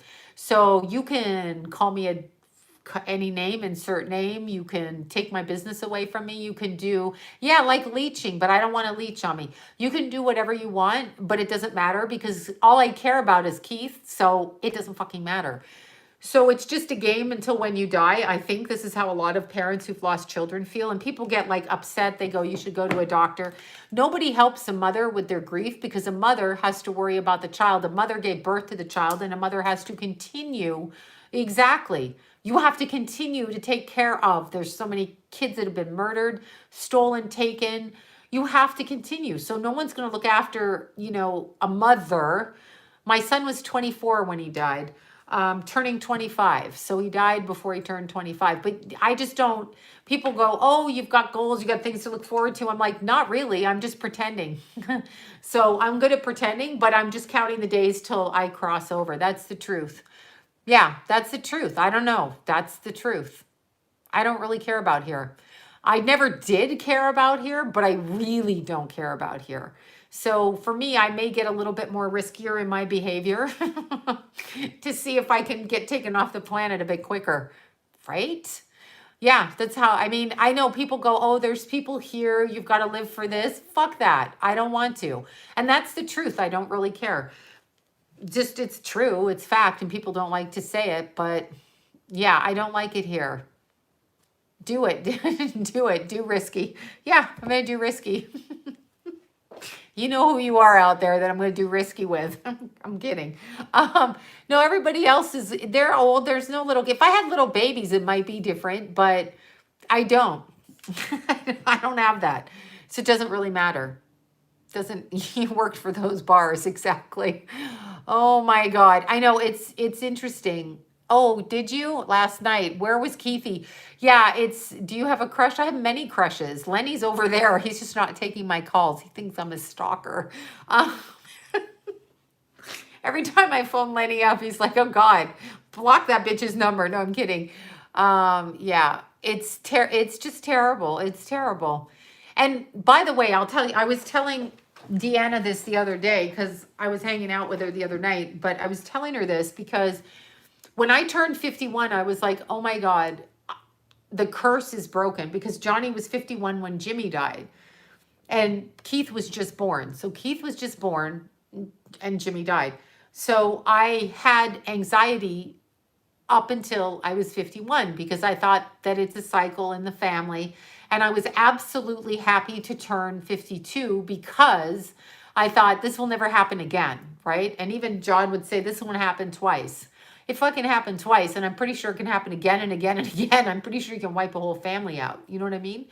But when I just couldn't believe it. I was 2 years behind the curse, and it was a fucking curse. It's a generational curse. It wasn't supposed to happen. There's so many things that go on. There's so many things that go on. Yeah, nothing. No, it doesn't matter. I mean, I don't care. I don't care. All the things that keep people, it's like people are, again, with my stupid relatives, I have to say that because it's just really annoying. Suddenly they care about you when they were never there when you were growing up. But okay, anyhow, oh, be careful. Oh, do this. It's like, I don't want to be careful. I never was careful, but now I really don't care. Because if he dies, then we die, then everybody dies. Who cares? So I'm going to live and just do what I'm going to do. How did you know it was by the 8th? I just felt like I could feel it all the way along. I could feel it all the way along, to tell you the truth. And when that happened, when it was tied to Keith and Jimmy, because when I got pregnant with Keith, I heard one was leaving. Like I heard it that night. And so I kind of knew what I was told by the voices, which I'm not going to get into here because that's private. But I knew the karma connected to it. And I just knew that it would come down to the same problem again and the same thing. So I was waiting for 51 to go by, and it went by and I felt good. And then it happened anyway. So no, I can't get clear answers from any, like, people die all the fucking time. I'm not special in that way. People die. People's children die every day. We have generational curses. I mean, I think it was probably that when you look at something, if two parents have a kid and you're in a family and a bunch of people die, probably you shouldn't have got married. That's how I look at it. You probably should have never got married. I mean, that's what I think. If you're in a family and your family gets wiped out, yeah, maybe that's not a good thing to do. So there's some kind of damage between that. Let's see, I'm 53 and my man died at 50. Oh, your mom. I got you. Oh my gosh. Yeah, you know what I'm talking about then. It was really weird. I was waiting, but there are curses and there are people that do shit. There are people that wish you ill and there are people that put their negative energy on you. And there are running into the market. Steal a bar for me, Jana. Sorry. Can you give me a protein bar? Don't pay for it. Okay. Sorry.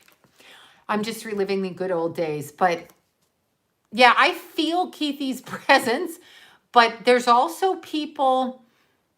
Okay. When you're of a different, yeah, the leeches at the cottage. Exactly. When your focus is in a God-centered way, and I mean that in what we consider to be the traditional God, not the reverse world God. Okay, the Father, the Son, the Holy Ghost God.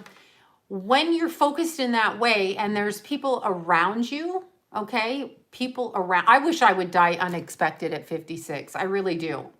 2 more years. I could put up with it for another 2 years. I wish I'd die unexpectedly tonight, but it ain't going to happen. Because, like one of my fucked up friends keeps saying to me, you have Saturn in the 8th.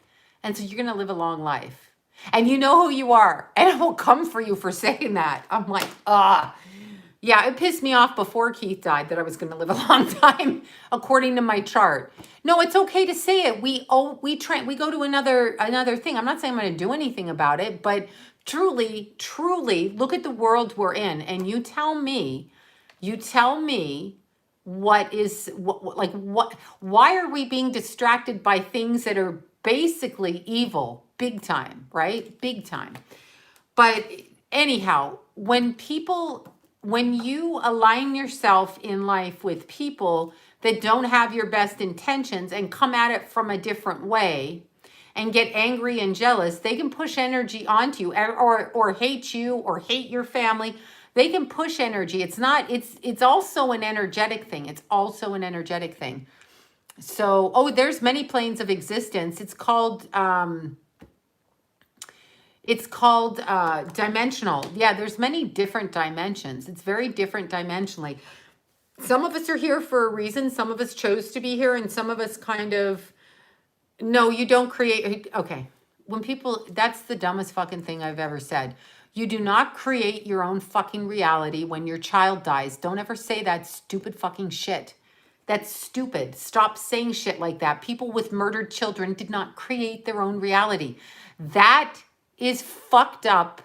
Fucked up. Who is that said that? That is fucked up new age garbage. You do not create your own reality in any sense of the word, except how you behave between action and action. Like if you, in between fated events. So in between the time you're born and the time that you go to high school, I guess if you take this path and not that path and you end up in jail, then you've created your own reality for something you did. But you don't create your own reality because you are not God. That's what you're not, okay? So you can pray and wish all you want. And if that were really true, everybody would have food to eat. Don't you think the people starving in Ethiopia would be creating their own reality? Or are they starving because they're fucking evil? Come on. Why do people say that? It pisses me off so bad. I was having a conversation with my wonderful chiropractor today, and he was talking about when people say, I am. When you're saying I am, right? No, we don't control others. That's correct. We can't create our own reality. I can get in my car, put my seatbelt on, and drive it sober, and some yahoo drinking alcohol can come at it from the side and knock me off, right? I mean, ridiculous. I mean, come on. Did you block that person? Whoever says that drives me crazy when people say that. And when they say that I am, like when you see people that say I am, they are saying that they are God. You are not anything. You are yourself, right? You are yourself. But creating your own reality, yeah, I can pretend that I'm a 6 foot tall supermodel, sure thing, but I'm fucking not. So I'm never going to be that, right? If I'm in Mexico trying to get to a country to feed, we are extensions of God, but I am is not what it appears to be. If we are in Mexico and we're trying to get here to have better food and better whatever, then we can try to do it. It doesn't mean we're going to get across the border. Just because I want to fly to England right now doesn't mean I'm getting on that plane. Baby Jack is fabulous. I hear that Baby Jack escaped out of the front door last night again and followed a dog home. Maybe he got a doggy crush. Anyway, so when people say you create your own reality, especially to somebody who's lost a child, they're being a fucking asshole. I'm sorry, you're just being an asshole. You're not creating your own reality because nobody wants their child murdered, stolen, beaten, lost, fallen off the roof of a car. Like the woman that gave birth to the baby whose jackass husband put the baby on the car seat or left it in the car to die in the car. That's bullshit. That's just crap, right? I mean, yes, there are certain things, but I don't. Certain things happen, and if you're going down the road and you by accident step into the road, technically yes, it's your own fault if someone runs you over, but you're not creating that. You're trying to cross the road. There's a difference. Creating your own reality is more along the lines of something that Nelson Mandela said back in the day when he was locked in prison for speaking up, but he had murdered before. Apparently, I don't know, I wasn't there, but he was in prison for 28, 27 years, and he created his own reality out of that time of being confined. In other words, he chose not to fight it. He chose to just experience and create in his mind how he wanted to see that. That's how I take that sentence. Not like, I don't even know what you're saying there. Not like you create your own reality because your kid died. So no one was creating that reality. I can tell you that. Nobody wanted Keith to die. Nobody in his family wanted him to die. Nobody. So that's just a crock of shit. I know I need the moderators for the assholes, right? But you can control your reactions to things. You can. A lot of people want more money and a better job, but yet there's women that work 3 jobs to support their family. Do you think they really want that to be their reality, working in restaurants all their life or 3 different restaurants? I don't think so. Women marry a man, the man cheats. Do you think they want that reality? That has nothing to do with them. That's the guy going out and cheating. They're not creating that. They don't want that. Do you think a woman wants a man she fell passionately in love with to just discard her and not pay attention to her and become an addict? No, not at all. Oh, moderator. I got it. I'm like, what? I'm like, what's a mod? The mod squad? So when people say that, that's that new age garbage about if you only think positive. So if you're in a hospital bed with every bone in your body broken, You can think positive, but the fact is you may not walk the same again. And so you're going to have to deal with that. And that's where the way that you think comes in.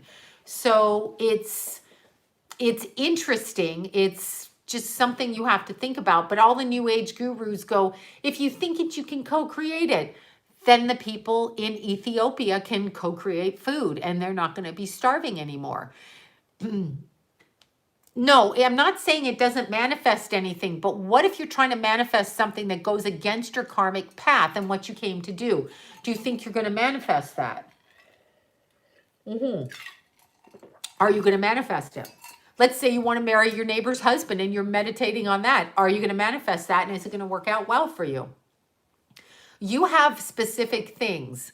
I am is demonic. Of course it is. That's why they got everybody saying it. You are not supposed to, I'm saying supposed, do whatever you want. When they talk about co-creating, you tell me how many times you've tried to manifest things, right? And how have they come forward for you? The only way to truly manifest, and this is just my opinion, okay, is to sit in your mind and accept what you have around you. I'm not saying agree to it. I'm just like, so if you live in your little 1-bedroom apartment and you're constantly fighting the fact that you don't have enough money, you don't have a job, you don't have this, you don't have that, you don't drive a Porsche, whatever it is, you are trying to manifest something you don't have. So the focus is on what you don't have. Okay, because you're like, I'm going to manifest money. So you think about money all day long, which just proves you don't have it. The true way to manifest is to enjoy and live in the moment of what you actually have in that moment. What do you have in the moment? That's it. What do you have? Do you have enough food to eat right now? Are you healthy right now? Are you okay right now? Yes, I am. But that's God saying it. You are not God. You are a child of God, but you are not God. But anyway, that's, think whatever you want with that. However, when the New Age community says, yeah, no desires, no, it has to be neutral and you have to feel the space. The more you say, people say this all the time, if I had money, I would do this, I would do that. So what you're saying is you don't have money. So in effect, you're manifesting the fact that you don't have money by saying, if I had money. That's what you're saying. You're saying, if I had it. Well, then we fucking know you don't have it. Don't do that. The way that I started manifesting to truly change my life was to just go out and hike. Sounds weird, but I really loved hiking. So it was something that put a big smile on my face. And then I could look at birds and little butterflies and flowers and I could climb and I could exhaust myself. And then I had this feeling of smiling. So I focused on the feeling of smiling. That's what I could do. Then my life started to change. If only I had a cookie. That's right. I'm with you on that one. Yeah, I know she's a troll. It's like, I know I get so pissed off when people say that. You can't say that to anybody. Like, oh, I love the ones that say, oh, they brought the cancer on themselves. No, you fucking asshole. They worked in a sweatshop that had asbestos for years. They did not bring the cancer on themselves. That's not what they mean by think as if and do. That's not what they mean by that. That's a way of blaming the people for a human circumstance in a low vibrational energy. And it's not very creative to say that. Some people can manifest illness by allowing themselves to remain stagnant. Correct. Thank you for that, Leslie. Oh my God. Thank you for that. Thank you so much. That's twice. Oh my God. Thank you. You can put yourself in a stagnant position like that. You definitely can. But if you work around toxic chemicals for a long time, you may get cancer. If you smoke for 60 years, you're probably going to get cancer. Yes, you shouldn't have smoked, but just because you did doesn't mean you deserve to get the blame. Maybe the blame goes on the people that addicted the cigarettes and put them on the market just for profit. Maybe those fuckers need to be taken out, right? And it can be a virus. It can be that too. So there's so many things you can get. There's so many things that you can get, right? So many things that you can get in this life that are not your fault. And by the way, there's karma that started, which is dharma. There's dharma. There's people that come into your life. They get in their car, they drive drunk, they kill you. it wasn't in the plan and you're taken out. There's things like this. Thank you, Bobby. Oh my God, thank you. Um, there's so many things that go on like that. So when people say, you create your own reality, really? Did you create your fucking kid dying? Did you create your husband cheating on you? What about your kid that's a heroin addict? Did you create that too? Did you create, your wife's miscarriage, your husband's job loss? Did you create all of that? I don't fucking think so. No, there's certain points where you can push it along. Like if you were a heroin addict, and your kids saw you like that, then you open the door for him to be able to do it. But you certainly didn't want that to happen, right? So that's blame shifting, and that's like reverse world. Now, if you go into a store with a loaded gun and you do something that causes yourself to get shot, yes, you did cause that because you know better. That's like you know better than to do that. If you fall in love with somebody and they treat you poorly, I don't know that you're to blame for that. I don't know, right? Your own reality, not their reality. Okay, yeah, no, you don't create, you've got to stop saying that. You don't create your own reality. That's just stupidity. You again, what is that, a white thing in America, England, and Canada? Because there's little kids starving all over the world in places where they don't even get a cup of rice to eat a day. Do you think they created that? I don't fucking think they created that, for God's sakes, okay? Those little babies in Africa and Ethiopia didn't create that. That is binding from a past life, okay? So that's binding on an energetic level where people have caught souls on their way off the planet, caught them and roped them back in, so to speak, into a stolen energy. In other words, those countries where those kids starve, those countries have been raped energetically over time, and the souls that are brought back in there are usually done so against their own will or against their own energy. So you don't create your own reality. That's ridiculous. It's ridiculous. That needs to stop. You can be the best, kindest person in the world, okay? The best, kindest, nicest person, and live your life the way you want to. And people can step in. You can marry somebody that can beat you. That's not your fault. That's their fault. You can be in a country where the government takes you over, North Korea, soul trap, exactly. So when people say that shit, they're ignorant to metaphysics. They're ignorant. There's components of that can happen, but magnetized by rebirth. Exactly. There's elements of truth in the context of what you do in your day-to-day life, but no. Not the way that they imply it. And it's just, yeah, it's just ridiculous. Oh, I drove my car to work, somebody ran me over, I deserve to die. No, I wasn't the drunk one on the freeway, and therefore I was abiding by everything, and this drunk person took me out. That's nothing to do with me. Nothing.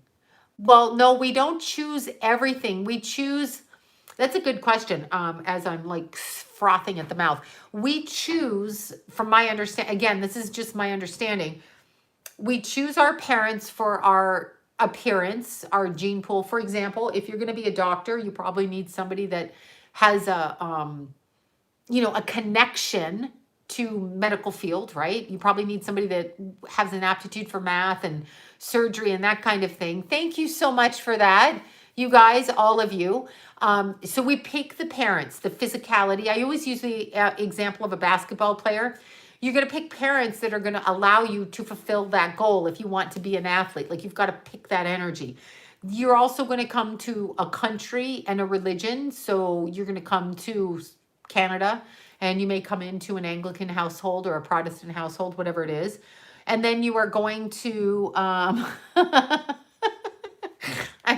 fuck you up there. I'm getting text. I'm getting, oh God. Oh. Okay, I do appreciate that. Anyway, I'm sorry. I'm screaming at a friend of mine through the camera, which is just lost on everybody. I apologize for my nonsense. Anyway, we pick our family. So maybe in this lifetime, we want to have a certain appearance, a certain look.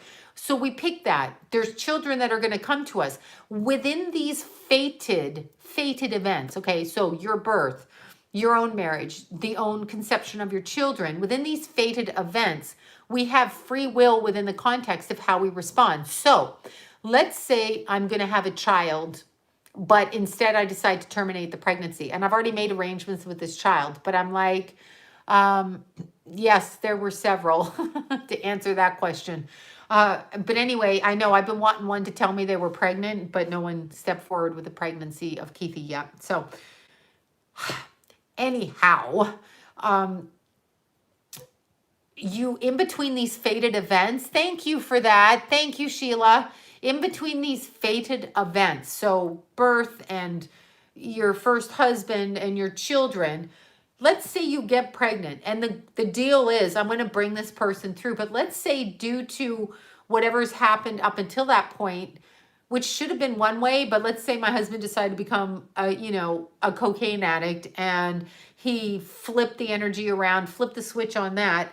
So I get pregnant and I'm like, I can't have that pregnancy because I can't be with this in the pregnancy. Thank you for that. Thank you, you guys. Thank you so much, you guys. You guys are great. Thank you. I so appreciate it. Everybody's very kind. So let's say you terminate your pregnancy because your husband decided to go be a drug addict. Well, it wasn't agreed for him to be a drug addict in the first place. Number two, his drug addiction put you into a response in a different way. And number three, thank you for that, you guys, all of you, every single one of you. So you terminate. So that soul doesn't get born. So then there's a different path. And there are accidents that's happened. It's not your reality all the time. I mean, some things are your reality. Like, I mean, if you stay in a marriage for years and you end up getting punched out every night, you are creating your own reality by not setting your boundaries in a way, but it's still not your fault. It's still not your fault. Okay? That's not your fault. In other words, the person who's beating you is the one that's culpable there. Okay? They're culpable.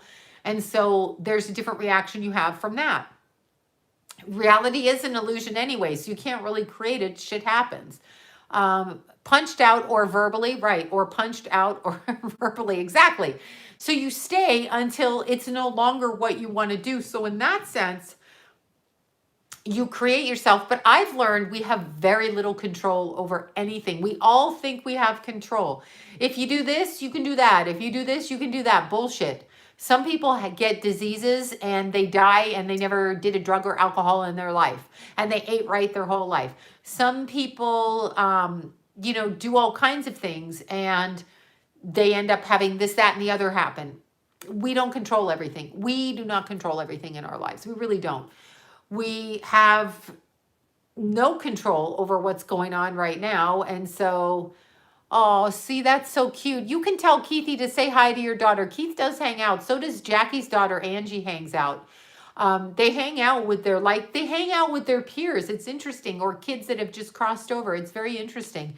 You have to watch with the new age stuff because a lot of it is so not true. You can choose to see things any way you want. Like, I can choose to think that somebody loves me who's punching me in the face every night. That didn't happen, by the way, but I can choose that. Or I can choose to think, that my whoever loves me and they stick a needle in my arm to get me high. That's not really love, but I can see it that way. That can be my reality. That's called delusional. And it's not truthful on a soul level. So you've got to weigh that, right? You've got to weigh that.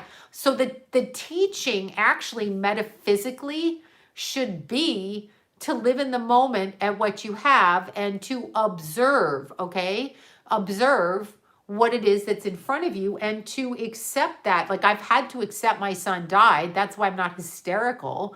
I've accepted it. I know he's dead. Where is he? I can't call him on the phone. I know he's not there, but it doesn't mean that I created it or that I like it or that I even care about what goes on except in the reference to where he went. These are all normal things. I'm not going to be upset about saying that. And these are things you go through. This is my reality, but I didn't create that. Him leaving created that, and the person that ran him off the road created that. Is that karma from a past life? Was that supposed to happen? I didn't see it that way. As I said, when I was pushing him out, I saw Keith in his 40s in a different country in Asia with a business. I saw that. Just like I saw Lila, Jason giving Lila to his father as a grandchild when I was giving birth to Jason. Keithy was in his 40s. So somehow the timing was split and time was speeded up. Now, there are things going on universally, which is why I think a lot of young people are dying right now. There's a lot of things. It's not always your choices. It's really not. You can go to college, get raped on college. Oh, I can't say that word. REPED at college. So because you went to college, it's your choice to have that happen? No, no, no. No, not everything is your choices. Not everything is that. Does put you in a path, but not everything has to do with you. It's not all to do with you.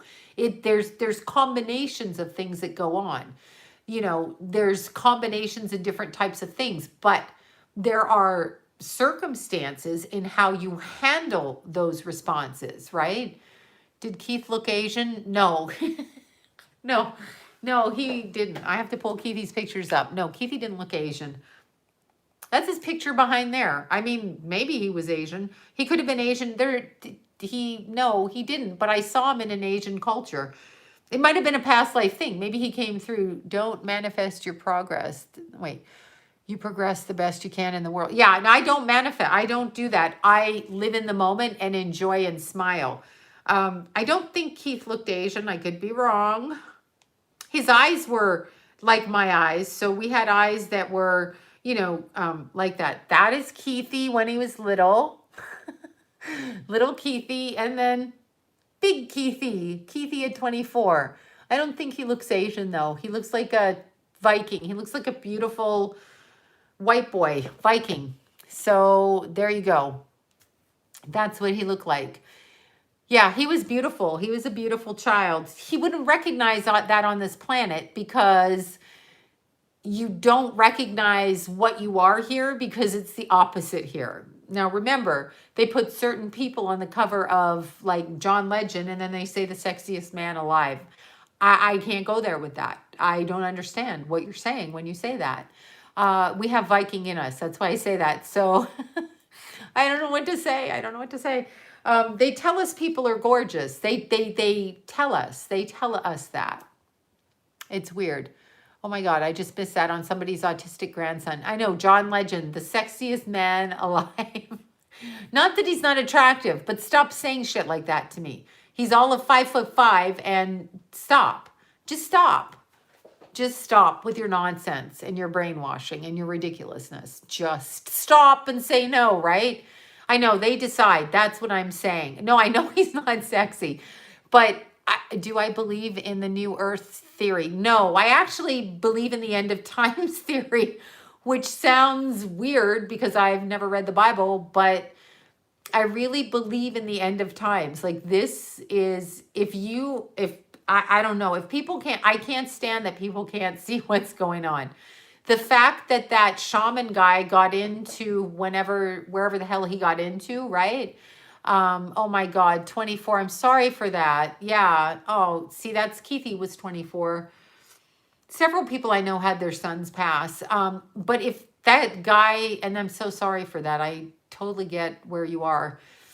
If that guy with his horns and his stuff, the shaman guy in the Wizard of Oz in the Capitol, if that guy got in there and you can't see the mockery and the joke of that, I don't know what to say. I don't know what to say. Like, I can't go there with you on it because if you actually think that's legitimate, that's ridiculous.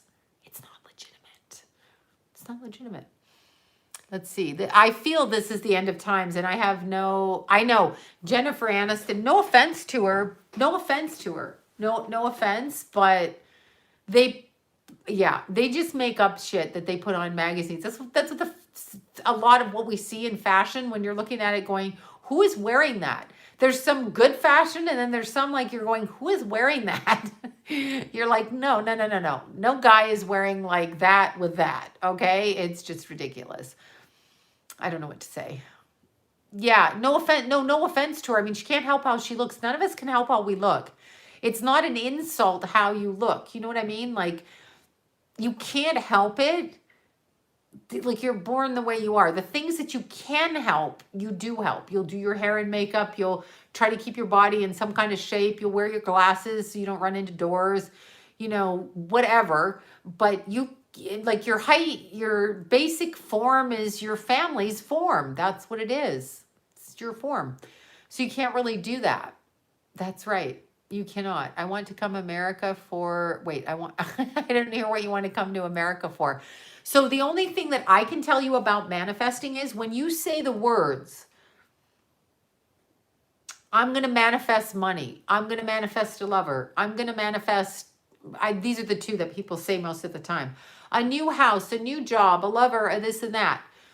When you say that incessantly, all the time, all the time, all the time, right?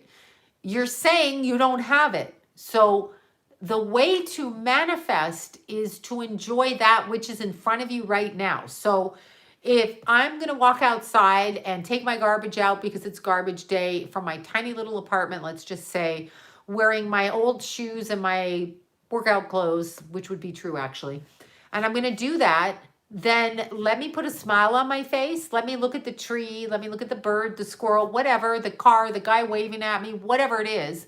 And let me smile and let me feel that smile, because that smile, that the essence of that in the moment will bring about other moments like that. And really all you have to manifest is just happiness and joy. So it's Mr. Rogers. Yes, Mr. Rogers. All you have to manifest. Oh God, he played Mr. Rogers. Hello. He made Mr. Rogers and never mind. Anyway, you just have to manifest that feeling, because it's in that feeling that other things are created. If you want to do something, go do it. Like, if you want to try doing something, just go do it. You don't have to have like a huge plan to do it. Just go do it. Walk out your front door and do it, whatever it is. If you can't get on an airplane and go there, walk down the street and go there, whatever, right? No, I don't feel happiness right now. I'm completely numb. I don't feel anything, but I don't care. I'm numb. I'm being protected. So I put on whatever. This is my fake face. Or I don't feel it's fake. It's just whatever it is. I'm just here. I've accepted what goes on, but this is what I am. So I don't know what to say. Don't be scared for their future. Just be happy you have them and teach them to live their lives within this circumstance. So teach them to do that. Like, just teach them.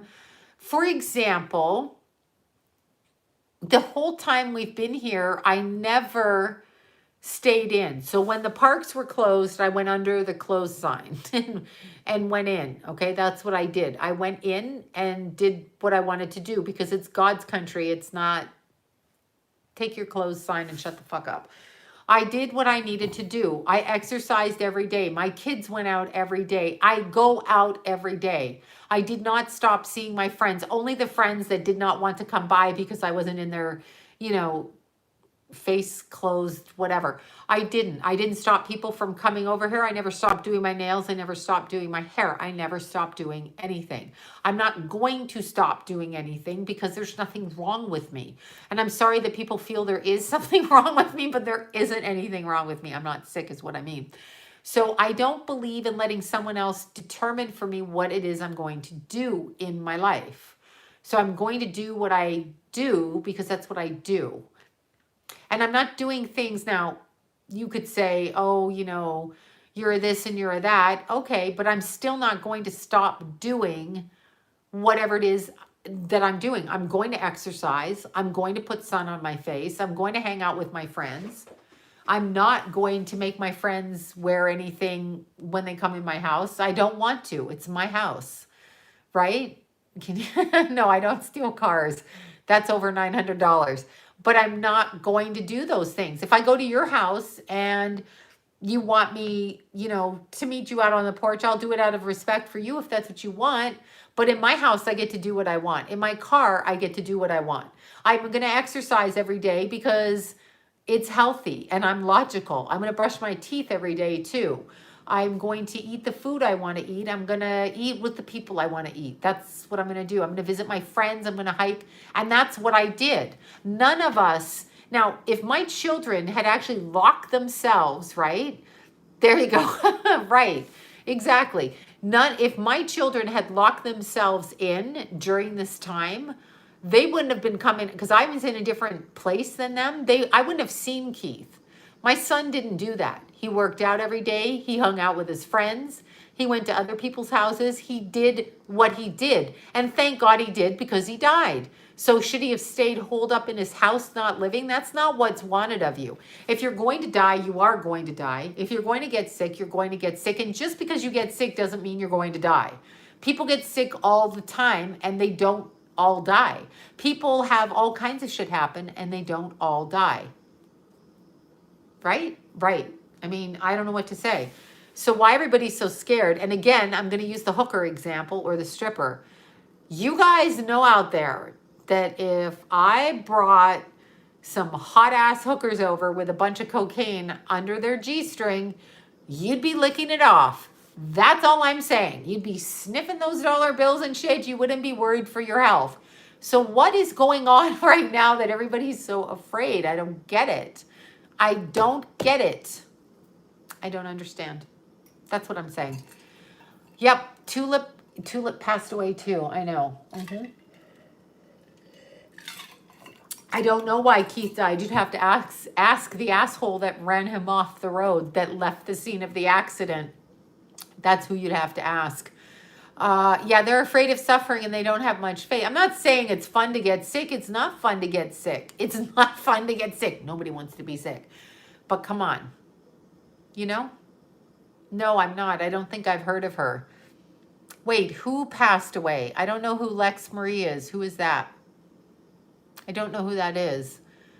No, I have psychic friends in my life. I don't necessarily follow them.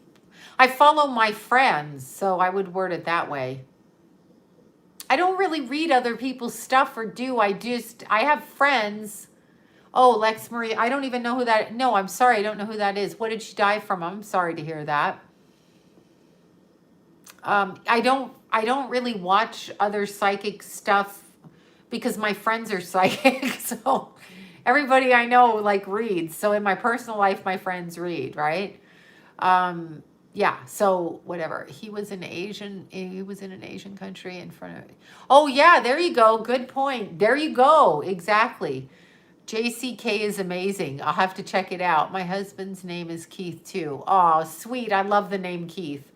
It's one of my favorite names. He was such a little Keith William. He was so beautiful when he came out. He was a beautiful, happy child. And I'm lucky I had time with him, to tell you the truth, but now I'm just done with planet Earth. So that's it. I think I'm beautiful. Took till I was 29 to believe that. Oh my God, bravo. You are beautiful. We are all beautiful. We are all beautiful. Let's see what this is. Okay. Somebody debuts a dramatic haircut after they broke up with Ben Affleck. Really? We need to know that. We need to fucking know that. That we need to know. Okay. Yeah, little Tulip passed away. Oh my God. I know. We miss Pippa. Because, Pippa. All right, you guys. That's it for me right now. I'm like, oh my God, I have to go to sleep. No, I have to get up early. David Icke, I have listened. Jason is fine. Jason was, what the hell was Jason doing? Something. I forget. I forget what he was doing, but he was having fun this weekend. And Rascal and Kenna and little baby Jack. So they were all together, which was good. All right, you guys. Yeah, I'm going to get some rest because I'm going to get up early and try to, get up and do whatever it is I got to do. And I'm going to try not to eat sugar because I detoxed today. But every day I detox, I'm like, oh my God, I want to eat sugar. But I know it's not good for me. But I'm addicted to it. So there we have it. Friday the 13th. No, not that Jason. My Jason. My Jason.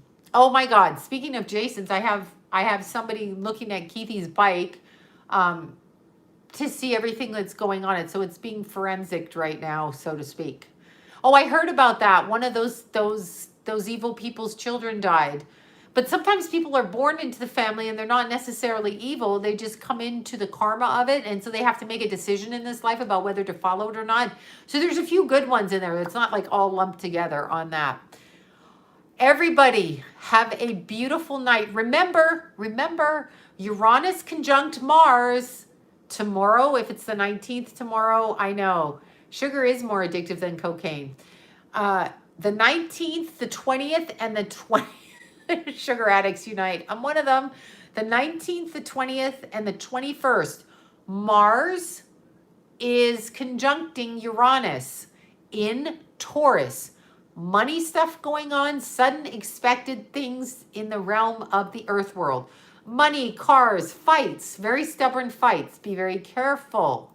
Be very careful in the next 3 days. But I think that that's more of a world thing than an us thing. All right, you guys, peace out. I blabbered. Please forgive me for taking the protein bars. Do not think me evil. I've asked for forgiveness. I think I'm forgiven. And I pay for them all now. I do. I buy extra. I do. So that's it. Peace out, you guys. Mwah. I love you all. Thank you so much. Okay, Lexi Marie was young. Oh, she drowned?